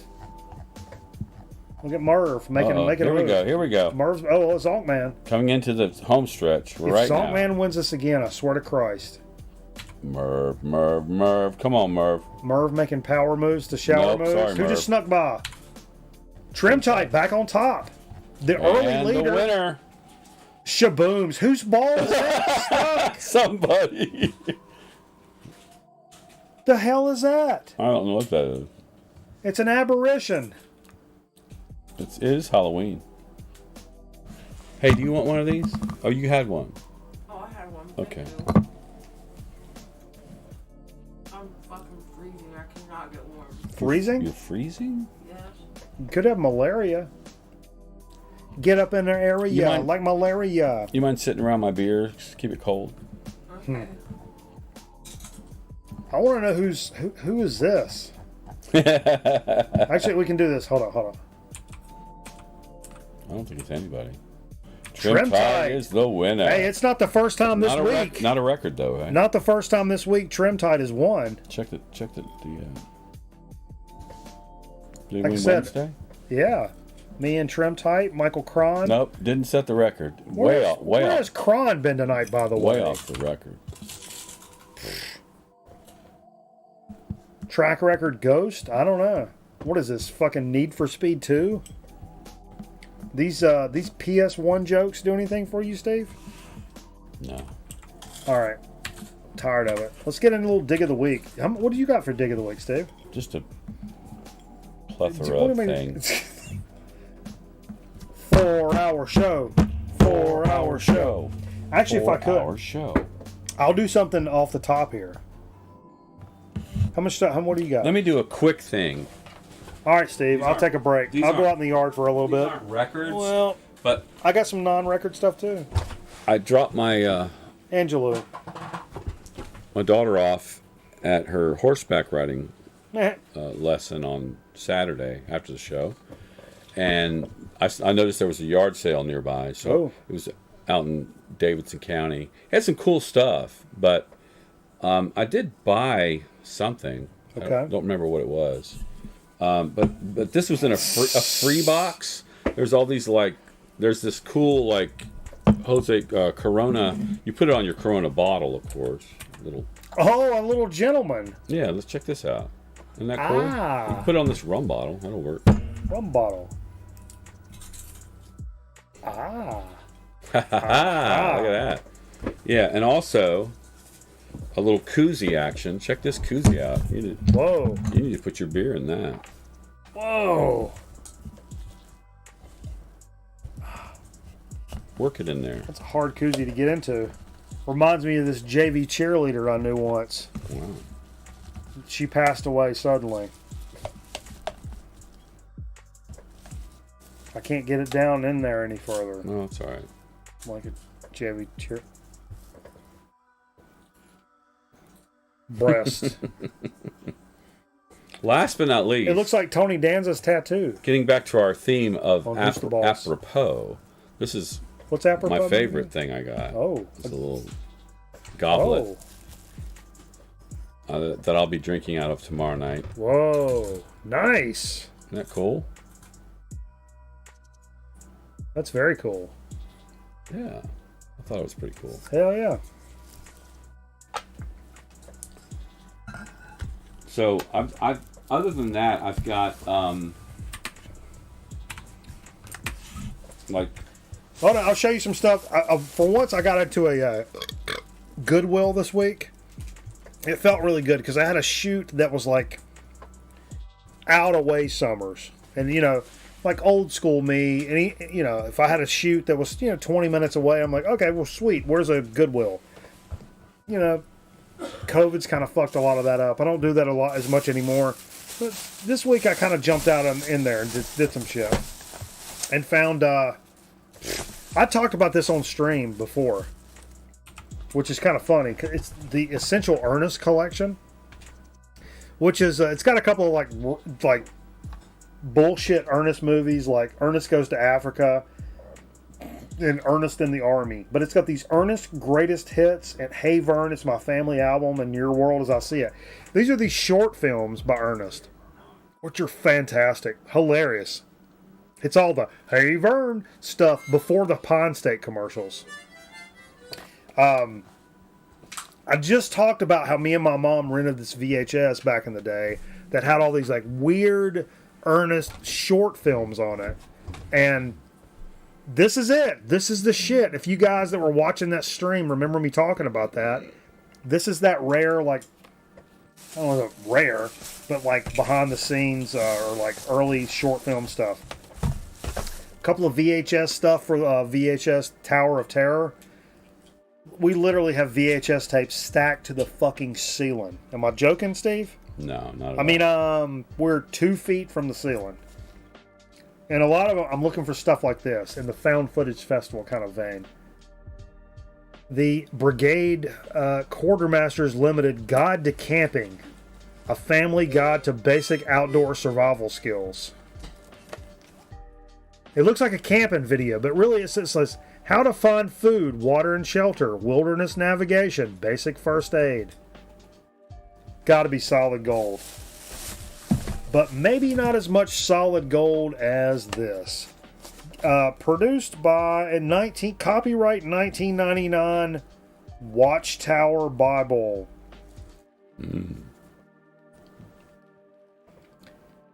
How can I make real friends? Oh, nice. This is a score. Look at these guys. Got black guys with basketballs. Those guys. This is 90s. Like, this oozes 90s. Let's read the back here real quick. Making friends is not always easy when you're young, Steve. Finding friends may be particularly challenging if you are a Christian and want friends who live by Bible standards. I mean, maybe not. I was friends with jackasses. I was a Christian high school kid. And I was friends with kids that, you know, drank and caused trouble. And I just necessarily didn't do those things. But that didn't mean I couldn't associate with them. Fuck. This video, therefore, has been produced to help you learn how to make friends. The right kind of friends. Jesus Christ. In the style and spirit of the long-running Awake magazine series, young people ask, this program features candid interviews with youths from the United States, Italy, and France, and Spain. It offers practical, Bible-based answers to such questions as, what are some roadblocks to friendship? I've never asked myself that question in my entire fucking life. What are some roadblocks to friendship? What are some of the dangers of bad associations? I don't know. Genital herpes comes to mind first off. What is the most important friendship one could have? Jesus Christ, I win. That's what I didn't say.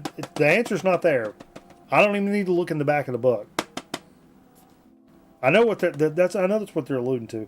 A highlight of this program is a true-to-life commentary drama, a story that echoes the Bible account of Dinah. Genesis chapter 34. We're sure that you will be deeply moved by this drama as well as the rest instructive program. I just want to know if there are any hot bitches in it. Hot 90s, front panel, high-waisted jeans, acid-washed, real tight front panels. What about the glasses with the little hangers? I won't be looking up there. I won't be looking so far north, Steve. Whoa! What happened?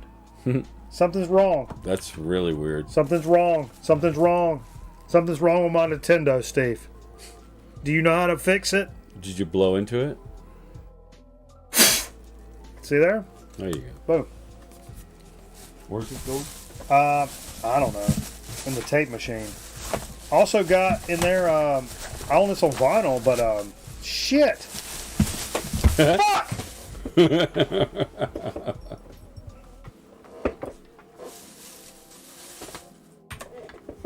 I own this on vinyl, but it was a little tape. Waylon Jennings' greatest hits. 50 cents. Boom. Gotta love that. And I bought, don't tell him yet, because it's a surprise. But I went to a bookstore that had free books outside, and I got Cameraman a free book. Books. Check them out. Books. Check From them the out. 60s. But model making for physicists. Whoa. Cameraman's a scientist, like an actual He scientist. would love that. He's an actual scientist. He is a scientist. And this teaches you how to, like, you know, how to make an electric motor. Or a bomb. Number one is a Bunsen burner. Teaches you how to make it. Solenoid motor. Mortar. There's some diagrams. Diagrams are always good Take a look. for those guys. It's in a book. Reading Rainbow. I can go anywhere. But yeah. So don't tell Cameraman. I'm going to give that to him next time he comes into town. Mum's the word. Because books are important for people. I don't know if you know anything about people, Steve. I know little about people. Books are. Hey, check this out. Jesus Christ! Oh my God! You gonna Aaron open that? Griffin. You gonna open that now? Hell yeah! I'm gonna open this now. Because I got some stuff. Well, I'm gonna do this. I got actual digs too, so we're gonna have to bust through Oh this stuff. shit! Okay. Yeah. You need a knife or something? Hold on. Just rip it. Use your raw strength. How far down is the stuff? Okay. This Check this. is the end of it right here. Here, This is the end. Let me. No, hold on. Nope. Release! What? You don't know what's in there. Here. Move. Too late. Move.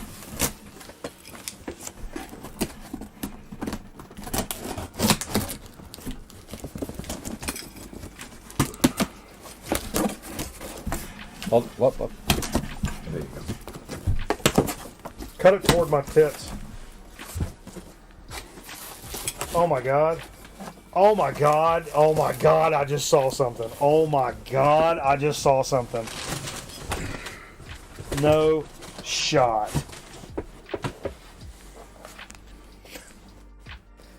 Aaron Griffin, you son of a bitch. This is so much stuff already that I see. I'm tearing up, Steve. Little little Pizza Hut cooler. That's cool.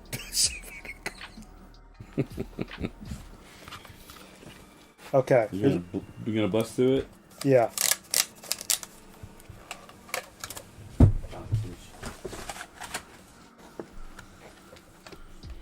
Oh. How apropos is this? Oh wow. They live. Where the fuck did you get this, dude? This looks new. Is there two of them? You gotta find a place to put that.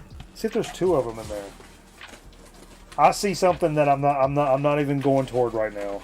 No, it's not. Here's a bag. I see something that's making me tear up before I even get started.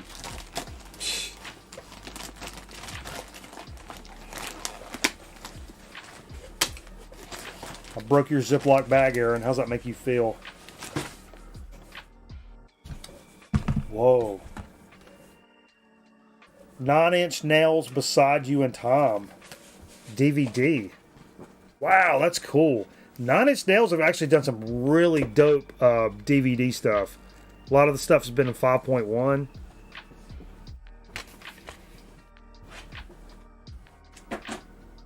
Actually, the first 5.1 thing I ever saw was a 9 Inch Nails thing. Very cool. I don't know when this is from.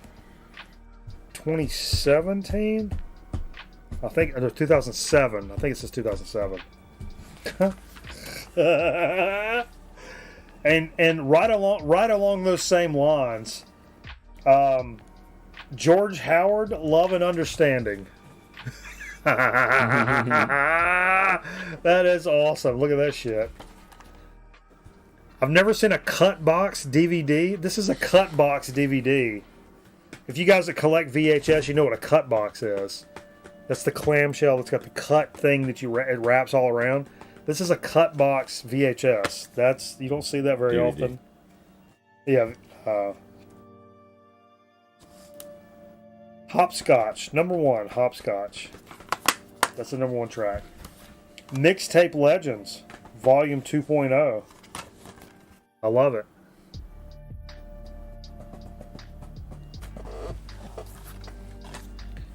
Whoa! Kane in See No Evil. Kane from WWE. I've never seen this. Widescreen, and it's also sick-tastic. I think a lot of people have said I look like Kane at times. Nasty yet taut. Whoa. Slice and discum horror. This is super cool, and I own this on Laserdisc, but I don't own this on any other format. Predator on DVD, full screen edition. Wow. It's funny, I don't own this on any format other than I don't think I own it on VHS. That's super cool, man. Oh my god, I don't own this on any format, and we just talked about it tonight. Yep. Big Trouble in Little China. Holy shit, man. Wow. That is awesome, Aaron. Oh my god. What a killer movie too, man. I'm saving this. Don't look at it, Steve. Don't look down. Don't look at it. Don't look at it. Because that one's going to make me cry. There's a what? Oh, hit that with your knife. Actually, I got a water knife. I got a water knife right here. I got a water knife. This is my dead cousin's. Did you hand me a beer, Steve? Oh, I got a beer here. Hold on. My cousin that died gave me this knife when somebody in his family gave it to me. If you notice, it says "What a knife." You guys ever seen What a knives? They're great. Really? They're little, small pocket knives, like old school pocket knives. They're sharp. They're functional. They just fucking work. I love. They've got that. They've got that texture on them, like your. Yeah, it looks like it's like gonna a be truck, slick. like a truck toolbox in the back of a truck. Diamond plate. Diamond plate. Thank you. It's got some sticky shit on it. We've cut some limes or bullshit here on the show, I'm sure, because we're fucking idiots. But You see, we cut some lines. limes. Limes, yeah. I was about to say, I wasn't there for that. So these look like record You albums. didn't do one. Right off the Ripski. Woo. Very best of Conway Twitty. Look at that sexy ass motherfucking man right Look there. at that hair. That's what I'm trying to get. Woo! That's what I'm trying to get to right there. I've actually never seen that. The very best of Conway Twitty. I've never seen Very that. best. Don't sleep on Conway Twitty. Like he's for real. Hello, darling. Hello, darling. Nice to see you. Been a long time. Just as lovely as you ever been. You just as lovely as you ever It's been. a double LP.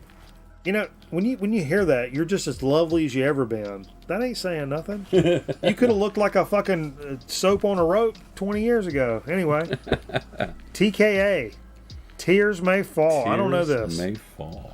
12-inch single. Tommy Boy, 87 Tommy Boy. Little single. Boom. I like the looks of this. What's my name, motherfucker? Steady B. What? This is part of that. I know Aaron scored the huge lot of terrific hip hop stuff from back in the day. 87 on Jive Records, also RCA. Steady B. Great back cover too. Look at that shit. That shit is dope as fuck. Love it. Oh, Big Daddy Kane single on Prism with the nice profile jacket. Look at that profile, baby. That shit's hype. I've never seen this Prism jacket. Cool. It's raw. And word to the mother, parentheses, land. Oh, what? Public Enemy. You're gonna get yours. Rebel that appalls. Moozy weighs a ton. Moozy weighs a ton. So it's like an EP, essentially. Yeah. Or a mini album. So like, what do they call like mini I don't know. maxi? Maxi EP. Super dope. Holy Lord. That is incredible. We're not done, dude. Take his box, Steve. Promo.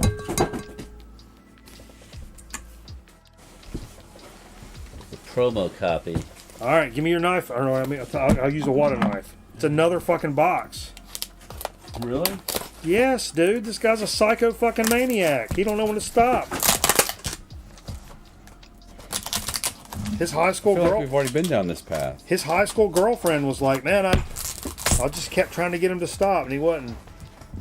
Now she's dead. Next thing you know, we're going to a different county because it was illegal here. Yeah. Oh my God. Oh my God.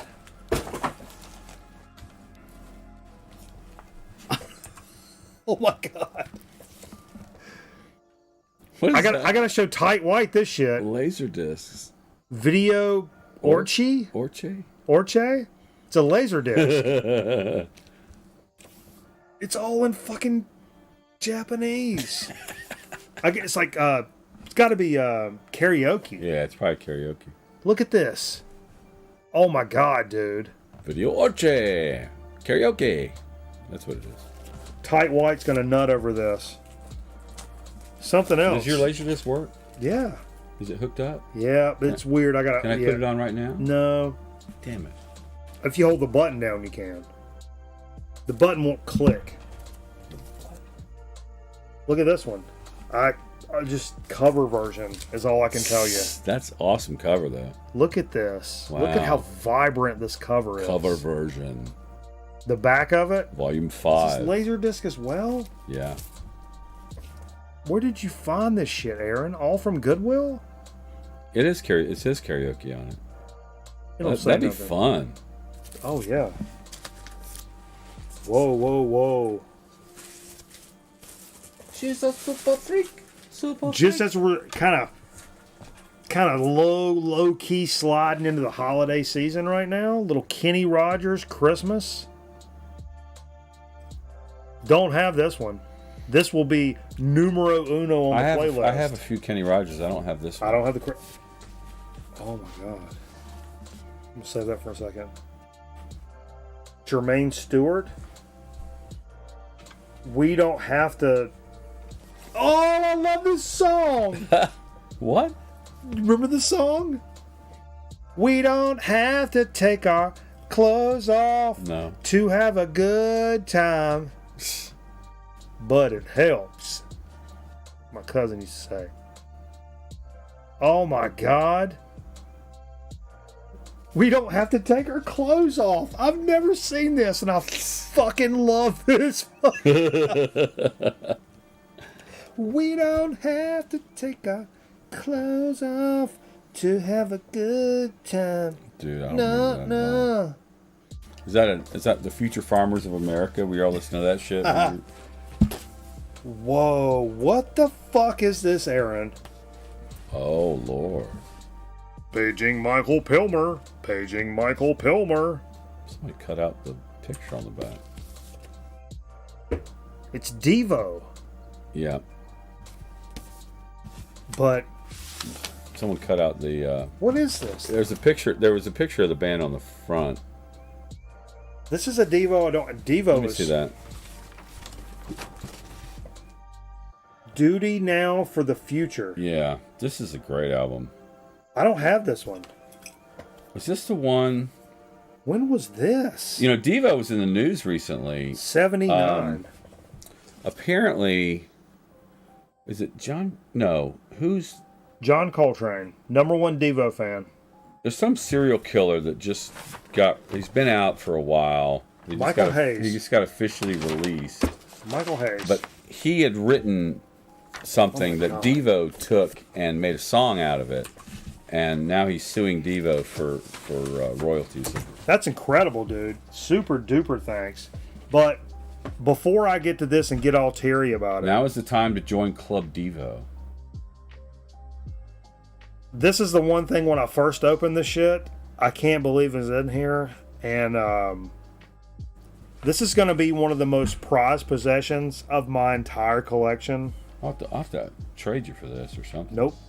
No way. I'll just take it.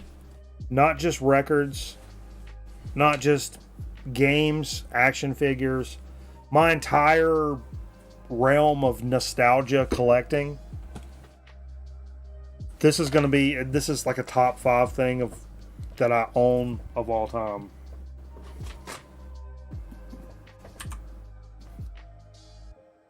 It's a G.I. Joe lunchbox. Whoa. Does it have the I don't think so, thermos? but wow. 1986 Hasbro. It's got Sergeant Slaughter on the front. Oh, the handle's missing, so, you know, I don't know. Shan. It was The Shan's. Shans. No, Shane. It was Shane. It was Shane Rockies. No, Shane Reese. But They were in the same homeroom. I don't even know what to say, dude. That's one of the biggest pieces of nostalgia to add to the collection that I just don't even know what to Open it say. up. Let me see what's it. 86 Nice. What's it smell like?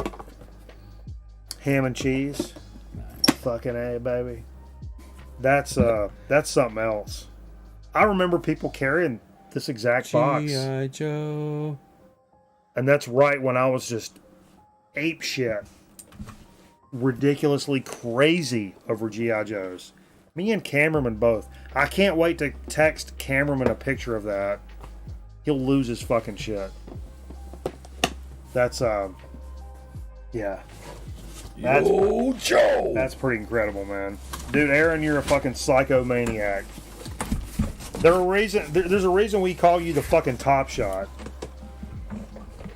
That's for goddamn right. Well, I'm not updated in a long time, but boom. I'll just throw it up there right now. Look at that. It's more than that now, I'm sure, but Jesus fucking Christ, man. All right, Steve. Do some.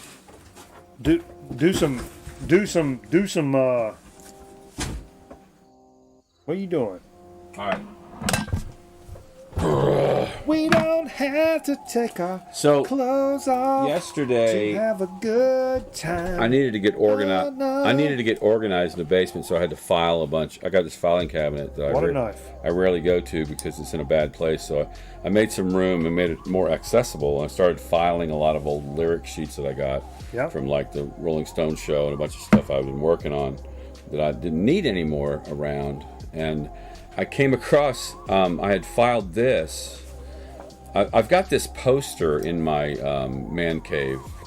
It's the Atlanta Jazz Festival. I got a poster. A friend of mine actually did this artwork. Is that right? For this poster. He lived in Athens. He lived a couple doors down from my friend Matt. Is that dude farting on that And chair? it's a really cool kind of folk artish style poster. So I went to the Jazz Festival to see Miles Davis. Miles Davis was performing, and I saw Sun Ra. And, that time, yeah, I remember. And I actually was looking through this and realized I really wish I was more into jazz back then, because the folks that would perform that weekend. Get your shit back. I'm just going to read some of these artists here. What do we got? Hold on a second. It's a baseball card? Miles Davis. Oh, shit. Sorry. Branford Marsalis. Freddie Hubbard. Wynton Marsalis. Sun Ra, of course. Benny Carter. Ron Carter. John Faddis. Billy Harper. Freddie Hubbard. I said that already. But there's John McLaughlin was there. Wow. And it's like Joe Pass. I got it, Aaron. And it was just like, I wish I would have probably gone the whole weekend had I known. Yeah, of course. It's just really cool that I kept this old program. The cover, I just look at that gentleman's butt. Aaron did say, you missed something. Something must have fell out. Uh-oh. Check this out. It's a Kellogg's reticulating cover of it's a Cornflakes Sportflix card from, I can't see this year, it's way too tiny for me. It's Ernie Banks, dude. Look. What? Oh, that's cool as shit. It's like in a cereal box? Yeah. You said Kellogg's? Yeah. It's a Kellogg's card, but it's a reticulating cover. Where's my... I got some specs over here somewhere. Can you see? You see this year right here? It's really tiny. No. Underneath Sportflix. I don't have my glasses on. Underneath underneath that? Shit, no. Yeah, it's really tiny. Sorry. I don't know where my glasses... Leticular. I don't even know where they are. So I did a little digging this week, fairly recently. I went to Hippo. That's awesome, dude. And where else? That's going on the... I don't know where to put it, where it doesn't get fucked up. That's all. You send us so much cool shit that I don't know where to put that gets fucked up, that it won't get fucked up. There's a song that I really like by this band called Head East. Late 80s, early 90s. Never Been Any Reason. There's never been any reason to make me think about you. Anyway, it's on this album, and Whoa. it was only $3, and I was like, dude, What? Flat as a pancake. What? Hold up. What? Hold up. Keep talking. What's the deal about this now? This came out. It's on A&M. What year did this come out? It's like, is it like mid 70s maybe? Anyway, it's like a southern rock band. This is just like, what's the thing you told me about when you're talking about that movie with the Pentagram movie. Oh, Last Days Here. Last Days Here. Yeah, and I was Last like, Days did Here. you watch that because of the show? The funny thing is, I don't remember us talking about it at all. So I just happened to cross it, and I started watching it. And I was like, "This is great." I just saw it.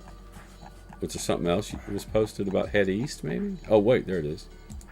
Carl the Envelope says another cover for the breakfast theme. Yep. Oh yeah. Why is this not? Oh, get off of that. Carl the Envelope posted this in the Discord. Cool. I'm gonna zoom it in. Like this past week. Holy shit! What the Actually, it fuck? was recorded in Illinois. The hell? That must be from Illinois. What is this? What is happening here? I don't know. But Yeah, there I it really is. like that song. I don't know about the rest of the album. That's crazy. Yeah. It was literally like this past week. So I was in Hippo, and I also picked up a Frigid Pink album from '72, I believe. I've never really seen this one. I don't called think. Earth Omen.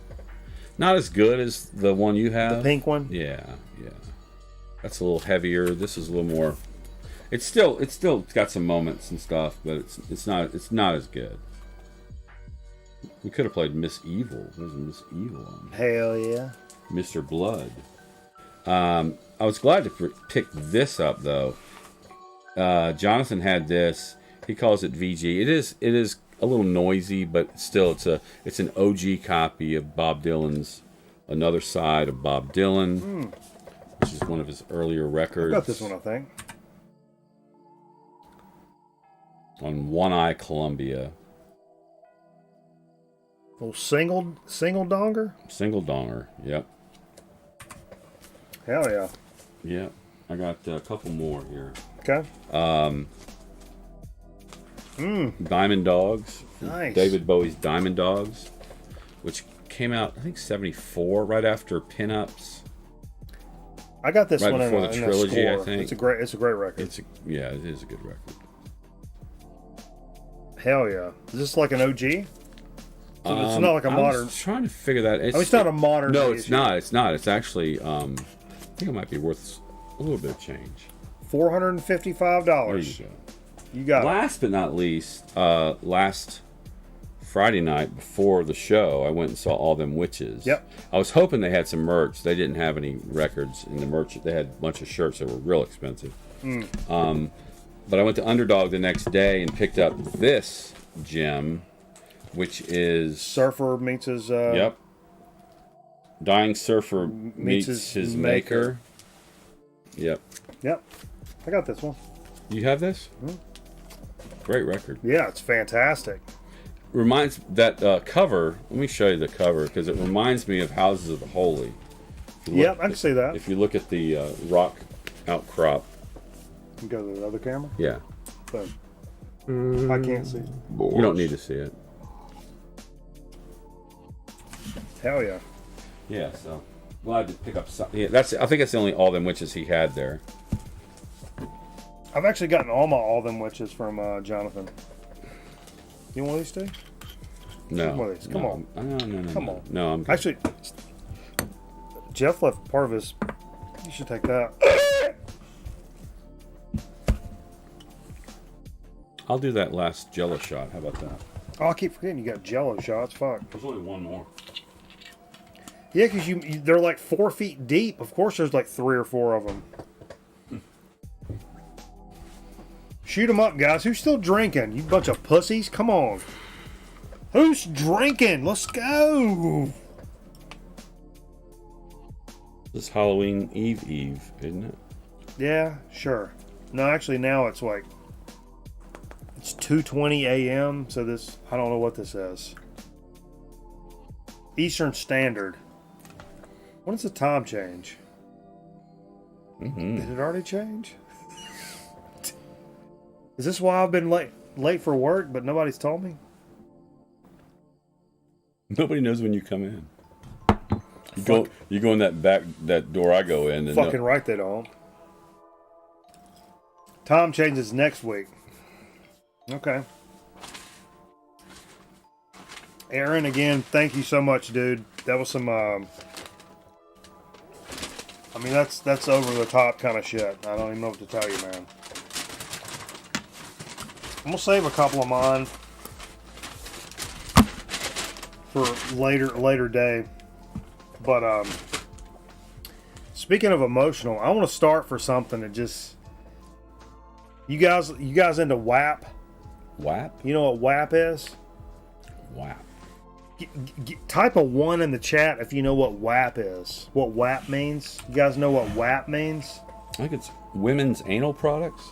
You're close. There's certain records that evoke a WAP. Vance knows what it is. Certain things will evoke a WAP. Hang on, I'll tell Steve what it means. Wet ass pussy. Oh, okay. That's a WAP. Now, in terms of a WAP, I think this is one of those records that makes WAP happen right off the rip. Little Corey Hart. Woo! I could not. This was $2. I could not. In this, what's this called? How would you read this record title? Look at this. In the buy box. In this box, boy in the box. Boy Look at in that. The box. Boy in the box. That means boy in the box. This means boy in the box. Look at this symbol. Boy in the box. But seriously, I mean, I don't want to take your attention away from. Look at this sexy ass motherfucker right here. You tell me this guy doesn't have it fucking going on right there. He couldn't plow anything he wanted to plow. Male or female. Male or female. Whatever your choice. I mean, I'm just not. I don't know what America is anymore. Look at this. Honey hush. So, $1.99. Yeah, all day long. Corey Hart. He's got my heart. This was something I have never seen. I wear my sunglasses at night so I can. I don't own any of this band. Have not done, ever did, owned any of this band. Okay. And when I've run across records from this band, especially recently, it's been very pricey. And I think I saw somebody on Man Cave of Doom, and they may have just been remarking about the cover. It may not be the best record from these guys, but this shit's like $6. So I had to pick it up because it was only $6. Blue Oyster Cult. Oh, yeah. Cultosaurus erectus. You know this record? That's a good one. It's a good record? Yes. I've heard this is a good record. $5.99, dude. Fantastic. What is this? The Godzilla on it. Black Blade. Black Blade's on this. Yeah, Black Blade rocks. Which is a story about Elric. They were good friends with Michael Moorcock, the fantasy writer. Their 7th record came out in '80. Damn it! Keep trying to get back to the. I think Michael Moorcock actually helped them write some of their songs. I'm stoked. I'm stoked because it's one of those bands. I kind of realized about 6 months to a year ago. I'm like, holy shit, I really like Blue Oyster Cult, and I don't own any of it. So yeah, $5.99 for that bitch too, man. You can't go wrong with that. You remember that, Vance? Who showed that on Man Cave of Doom? It may have just been because of the cover. I can't remember what episode that was, but somebody showed it, and I was like, I remember the cover.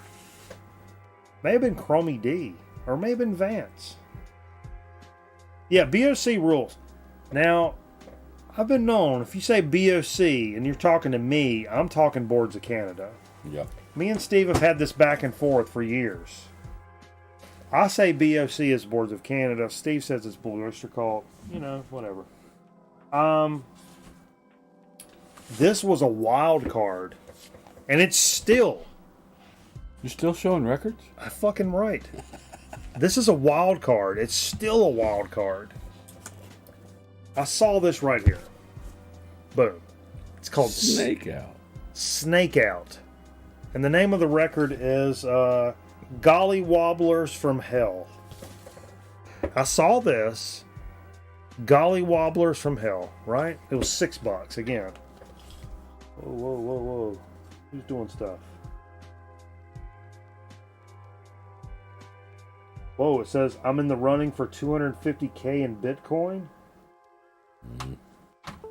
I've recently entered the crypto market. I've recently started investing in crypto. Okay. I don't want to get into a whole thing. But look at these guys on the back. They look like a bunch of fun-loving motherfuckers, Steve. Len, Tim, and Greg. Tell me you wouldn't want to hang out with these guys. But the first song that jumped out at me is a song called Fudge Packer. And this is 1985. And you could find, it's really hard to find anything out about this record. No videos out there. I'm going to rip this and see if we get copyright popped. There's a song called Fudge Packer. There's a song called Fat Lisa. Scary Mary, Tango with the Dead. But here, the one that made me legit, dead ass, the one that made me like buying this record. I got $6 I can chance on this. There's a song called I Was a Teenage Goiter. And I'm like, you know what? You just sold yourself a fucking record, motherfucker. And the guy, even the guy, it's punk. It's like garage punk from the 80s. Perfect. Love it. And one of the things I found, it says it's kind of like people that really like the Cramps. So it's kind of in that kind of, I don't want to say rockabilly, but garagey, you know, kind of, I don't know. And I'm just guessing. But for $6, I'm going to check it out. If you're going to name a song, I Was a Teenage Goiter, boom. You just sold yourself a record. And if it works out and it's actually dope, I think they're from Michigan. It's like a Detroit group. I'm gonna rip this and put it on YouTube and see if we get popped. Because there's like needle drop, like full length videos do really well if you do the right ones.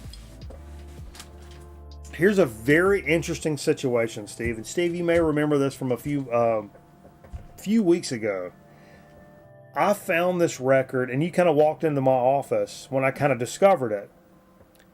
And I was like, man, it's just like fucking 80s metal record.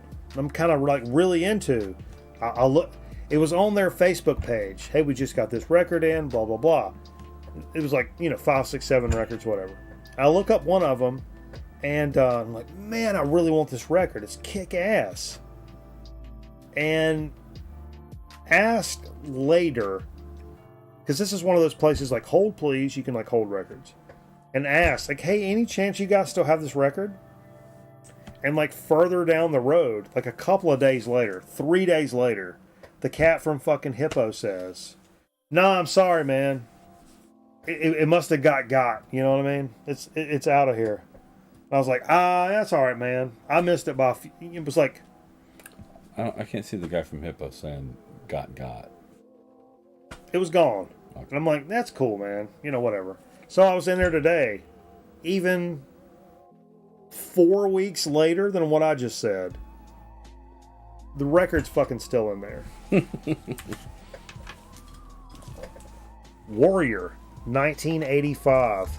Heavy Metal Deluxe. Stuff. I was looking for something to say there. I don't know what to say.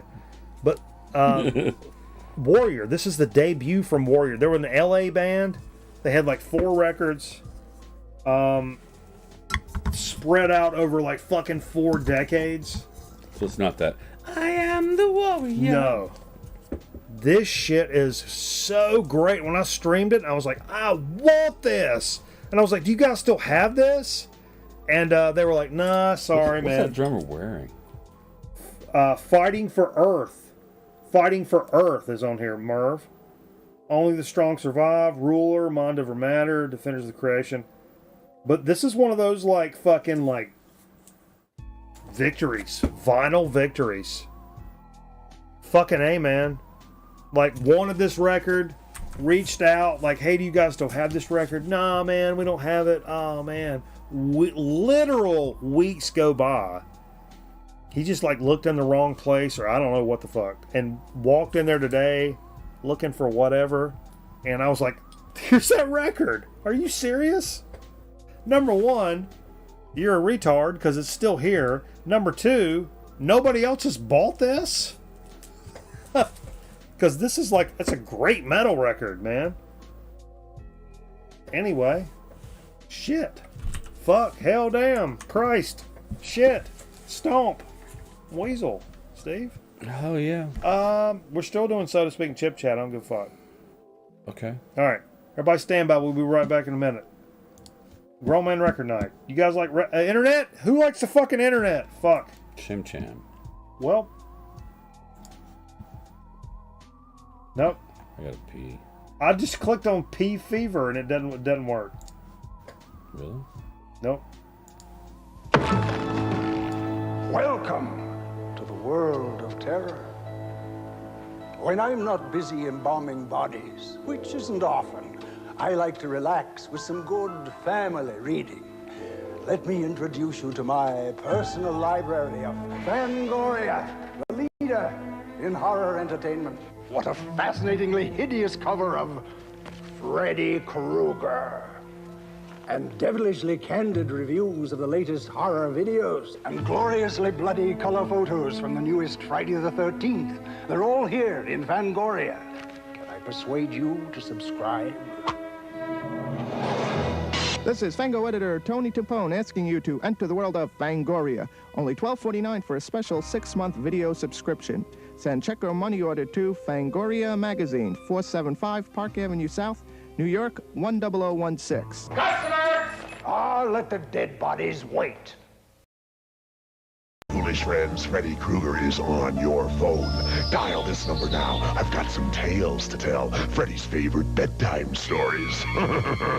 Dead time stories. All brand new, straight from my boiler room to your home.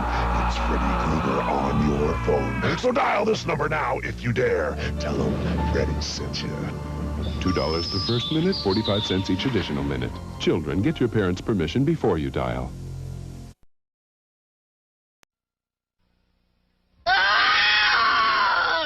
There's no need to fear the number 13 any longer, because Paramount is slashing prices on 13 scary motion picture hits. At only $19.95 each, no one will be able to resist the sharp savings on some of their worst fears. Okay, you big hunk of a man, come and get me! Everyone's just dying for Jason. And now his latest stab at terror has been slashed to just $19.95. Friday the 13th, Part 7, The New Blood. Plus, customers can scream again and again with the entire Friday the 13th Never Say Die collection.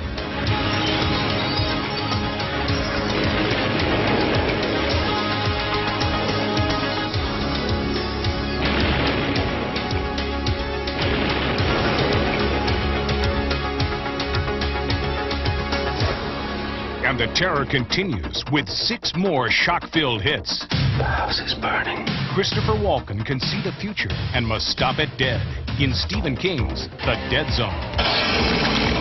And Pet Cemetery's master of horror strikes again with the cry of a werewolf, Stephen King's Silver Bullet. There's life out there, and they are conducting some wild experiments. Watch out for Dr. Alien. It attacks without mercy and preys on the mind. There's no escape from brain damage. The Ripper's still out there. The world's most notorious killer is on the loose again. Jack's back. Serial killer David Keith is on a rampage, but don't shoot until you see the white of the eye. 13 will be every video store's luckiest number, with these 13 Halloween horror hits, specially reduced to just $19.95 each. Rayovac is providing free personal kid-size flashlights for use when trick-or-treating Halloween night. These flashlights will light the way to safer rounds of the neighborhoods. To get your flashlight, just come to any Madison Burger King on October 30th and ask for one. No purchase is necessary, and Burger King will give you a special treat bag and a coupon good for the soft drink of your choice. But the supply is limited, so get to Burger King early. And remember, be safe this Halloween. Wear light-colored costumes, be extra careful crossing streets, and ask your parents to check your treats and throw out any unwrapped ones just to be safe.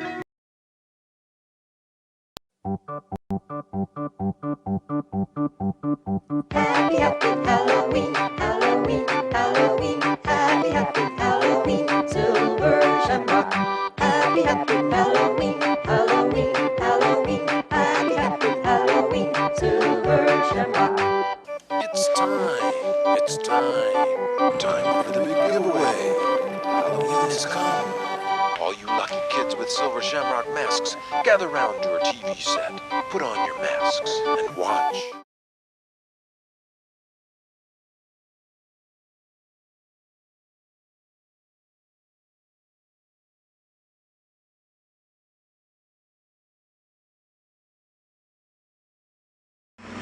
Okay, let's go there, Capcom, on the hot fire, okay? You're watching Grown Man. What's the other thing? What? You're watching Grown Man Record Night. Oh, yeah. The Grown Man Record Day. Right here. Record Day. Right here. Record Day. Right here. Record Day. Right here. Record Day. Right here. Record Day. Right here.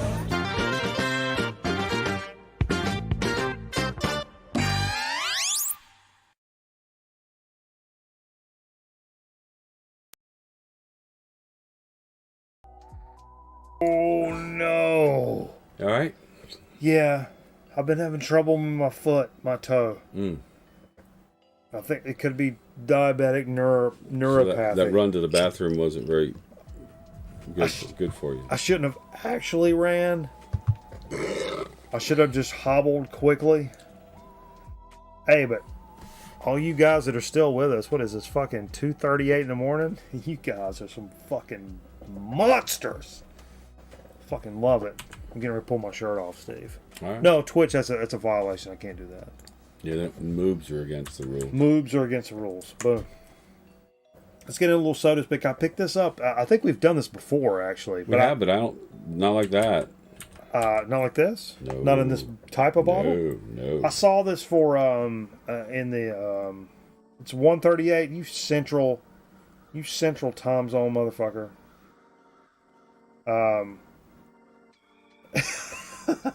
You forgot about the pig? Look at this though. I figured this would be good for the Halloween show. Flying Cauldron butterscotch beer. It's non-alcoholic. Yeah, That's okay. We got lots of alcohol. I think they talk about butterbeer a lot in Harry Potter. Yeah. And the Flying Cauldron was like the place they would go to. Oh, is it? So it's like a Harry Potter thing? Yeah. Sweet. Butterscotch beer. I like this butterscotch. Is really good. Ooh. In fact, this is. I'll tell you right now, with a scoop of vanilla ice cream, this is really, really, really good. And I love the bottle. It reminds me when I lived in Germany. I was a child, but beer bottles always came with that lid that doesn't. You don't throw that away. Thing. Oh yeah. My foot. Oh. No. Got a glass? You want to put it in your glass, or you want to drink out of it? Put it in my glass. Is this straight from the thrift store? No, it's from a yard sale. Are you drinking straight from a yard sale? I rinsed it. Okay. Oh, I love it. Yeah. Getting ready to try this bitch. I'm gonna hit it right from the head. Where's my thing? Yep. Yeah. It smells just like a butterscotch candy. Like a Brock's. Fucking Brock's. You can't fuck with a Brock's butterscotch. That's about as good as it gets. And pretty much, that's exactly what this tastes like. Yep. Wow. That's good. Wow. That is phenomenal. Absolutely phenomenal. Like Elm Eugene Street. Yeah, this is like a Brock's butterscotch candy. I think it could use a little more carbonation. Yeah, it's a little slack on carbonation. They can thin the sugar out a little bit too. I mean, it's sweet as fuck, but that's great. I mean, it's Halloween. You know what I'm saying? That's sugar time. I've been on like, especially since like post vacation, I've been like super low carb this week. But then I thought about it. I'm like, man, Sunday's Halloween. I'm eating some fucking candy, man. Yeah. I mean, there's certain days of the year, like, don't fuck around. Because eventually you're going to just be a dead man. You'd be like, yeah, remember that year you didn't eat fucking candy on Halloween? You goddamn fucking communist. You remember that year you didn't eat Reese's on fucking Halloween? You fucking idiot? Yeah.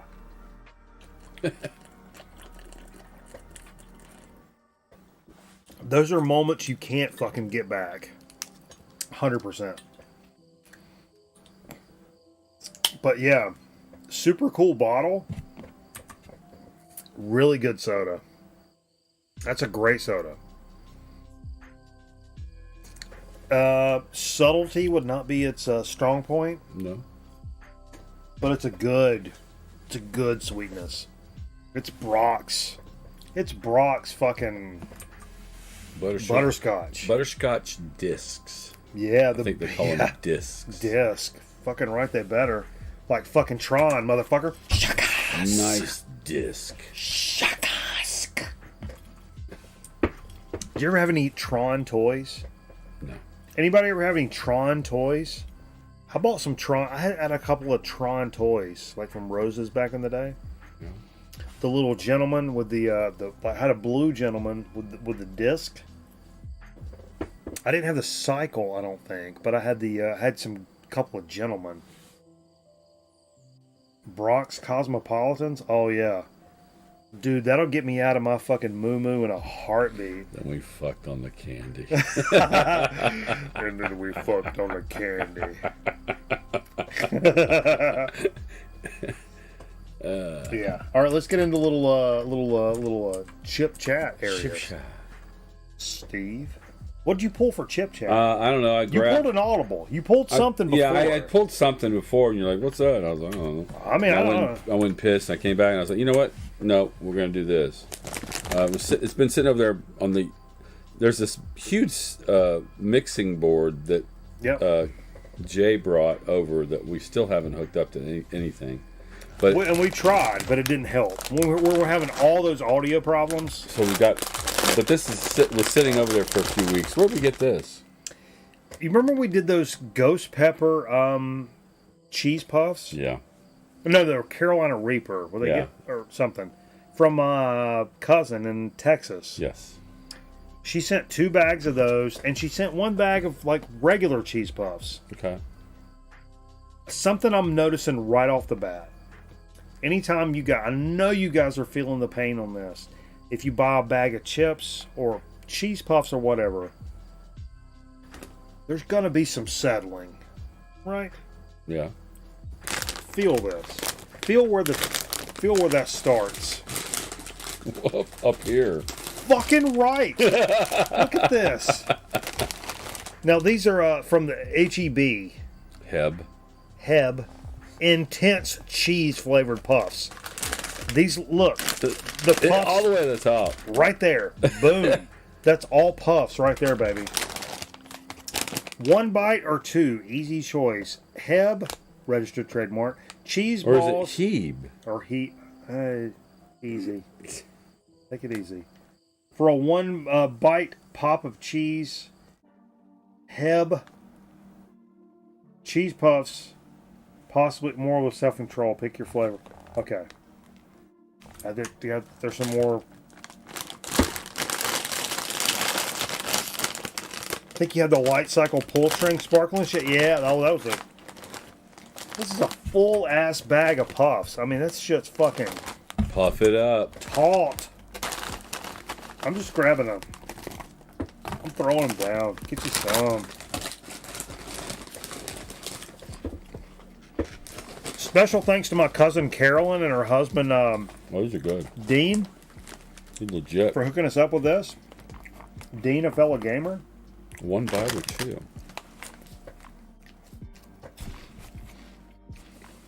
If you ever see Fire Dog in the chat, that's Dean. He's a fellow gamer. Dean Ween?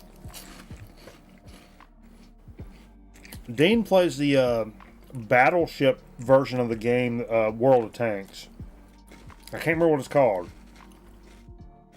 But it's like World of Tanks, but with the ships in the ocean. Oh, that's It's good. Midway? No. Sea Battle. World of Warships. You got it. But they sent us a nice. They sent us a bag that had that Texas brisket and the Texas sausages. The ghost pepper. I didn't get no Texas sausage. No, you didn't. The ghost pepper cheese puffs, and then these the regular ones. They're good. To kind of compare them to. The ghost pepper ones were good. They weren't overly hot for something called ghost pepper. But they did like the next day they would send you to the bathroom. I think I like this better than a Cheetos Puff. I'm not a huge Puff fan. I'll be honest with you. I was getting ready to say, I seem to be always in the minority here. I'm much more of a Puff fan than a Crunch Guy fan. Everybody else is like, I don't like Puffs. I'm a Cheeto guy. I don't like the crunchy ones. And I'm like, I like crunchy ones too. But honestly, Puff's kind of where it's at. I'm a Puff guy. They remind me of circus peanuts. Yep. I like how they kind of disintegrate. Packing peanuts. Yeah. I like how they kind of start to disintegrate before you you stick your tongue on them and then they kind of do that thing. I'm Puffs all day long. I'm Team Puffs. But I'm not going to kick a Cheeto out of bed. I'll fuck a Cheeto, Steve. Quote of the night. Somebody write that down. It's so bright in here. We made it, though. Yeah. This is 2 hours and 43 minutes. We had a lot of stuff to get through. Yeah. A lot of records. And a fucking incredible amount of Dig of the Week. VCLT. And VCLT. Hey, you know what? What? We ain't done yet. What? I'm going to go over to the Twitch side of things. For you guys on Twitch, just fucking chill. Don't go anywhere. And then we'll play a couple more records. What you guys want to hear? Which of our digs of the week do you want to hear right now? Like literally right now. Because I'm gonna hear that Devo record. Okay, you put the Devo on. I'm cool with that. All Them Witches. All Them Witches. Okay. Cool. Cool. Whatever. See you over there on Twitch. Hey. Steady B. Throw some Steady B on. Signing off. We're on signing off. I thought better of it. What else is down here? Where's the pea fever? Pea fever not working anymore? Dirt? Wait. What is this? There's a moth in here. Steve, what is this? Don't eat my jacket. What is that? Derek Earnhardt? What is this? I don't know. What is that? I don't know what that is. All right. Well, go over to Twitch. We'll be there. Fuck. You guys, you know what to do. Jesus Christ. Misfits? All right. I hear you. Let's go. All right.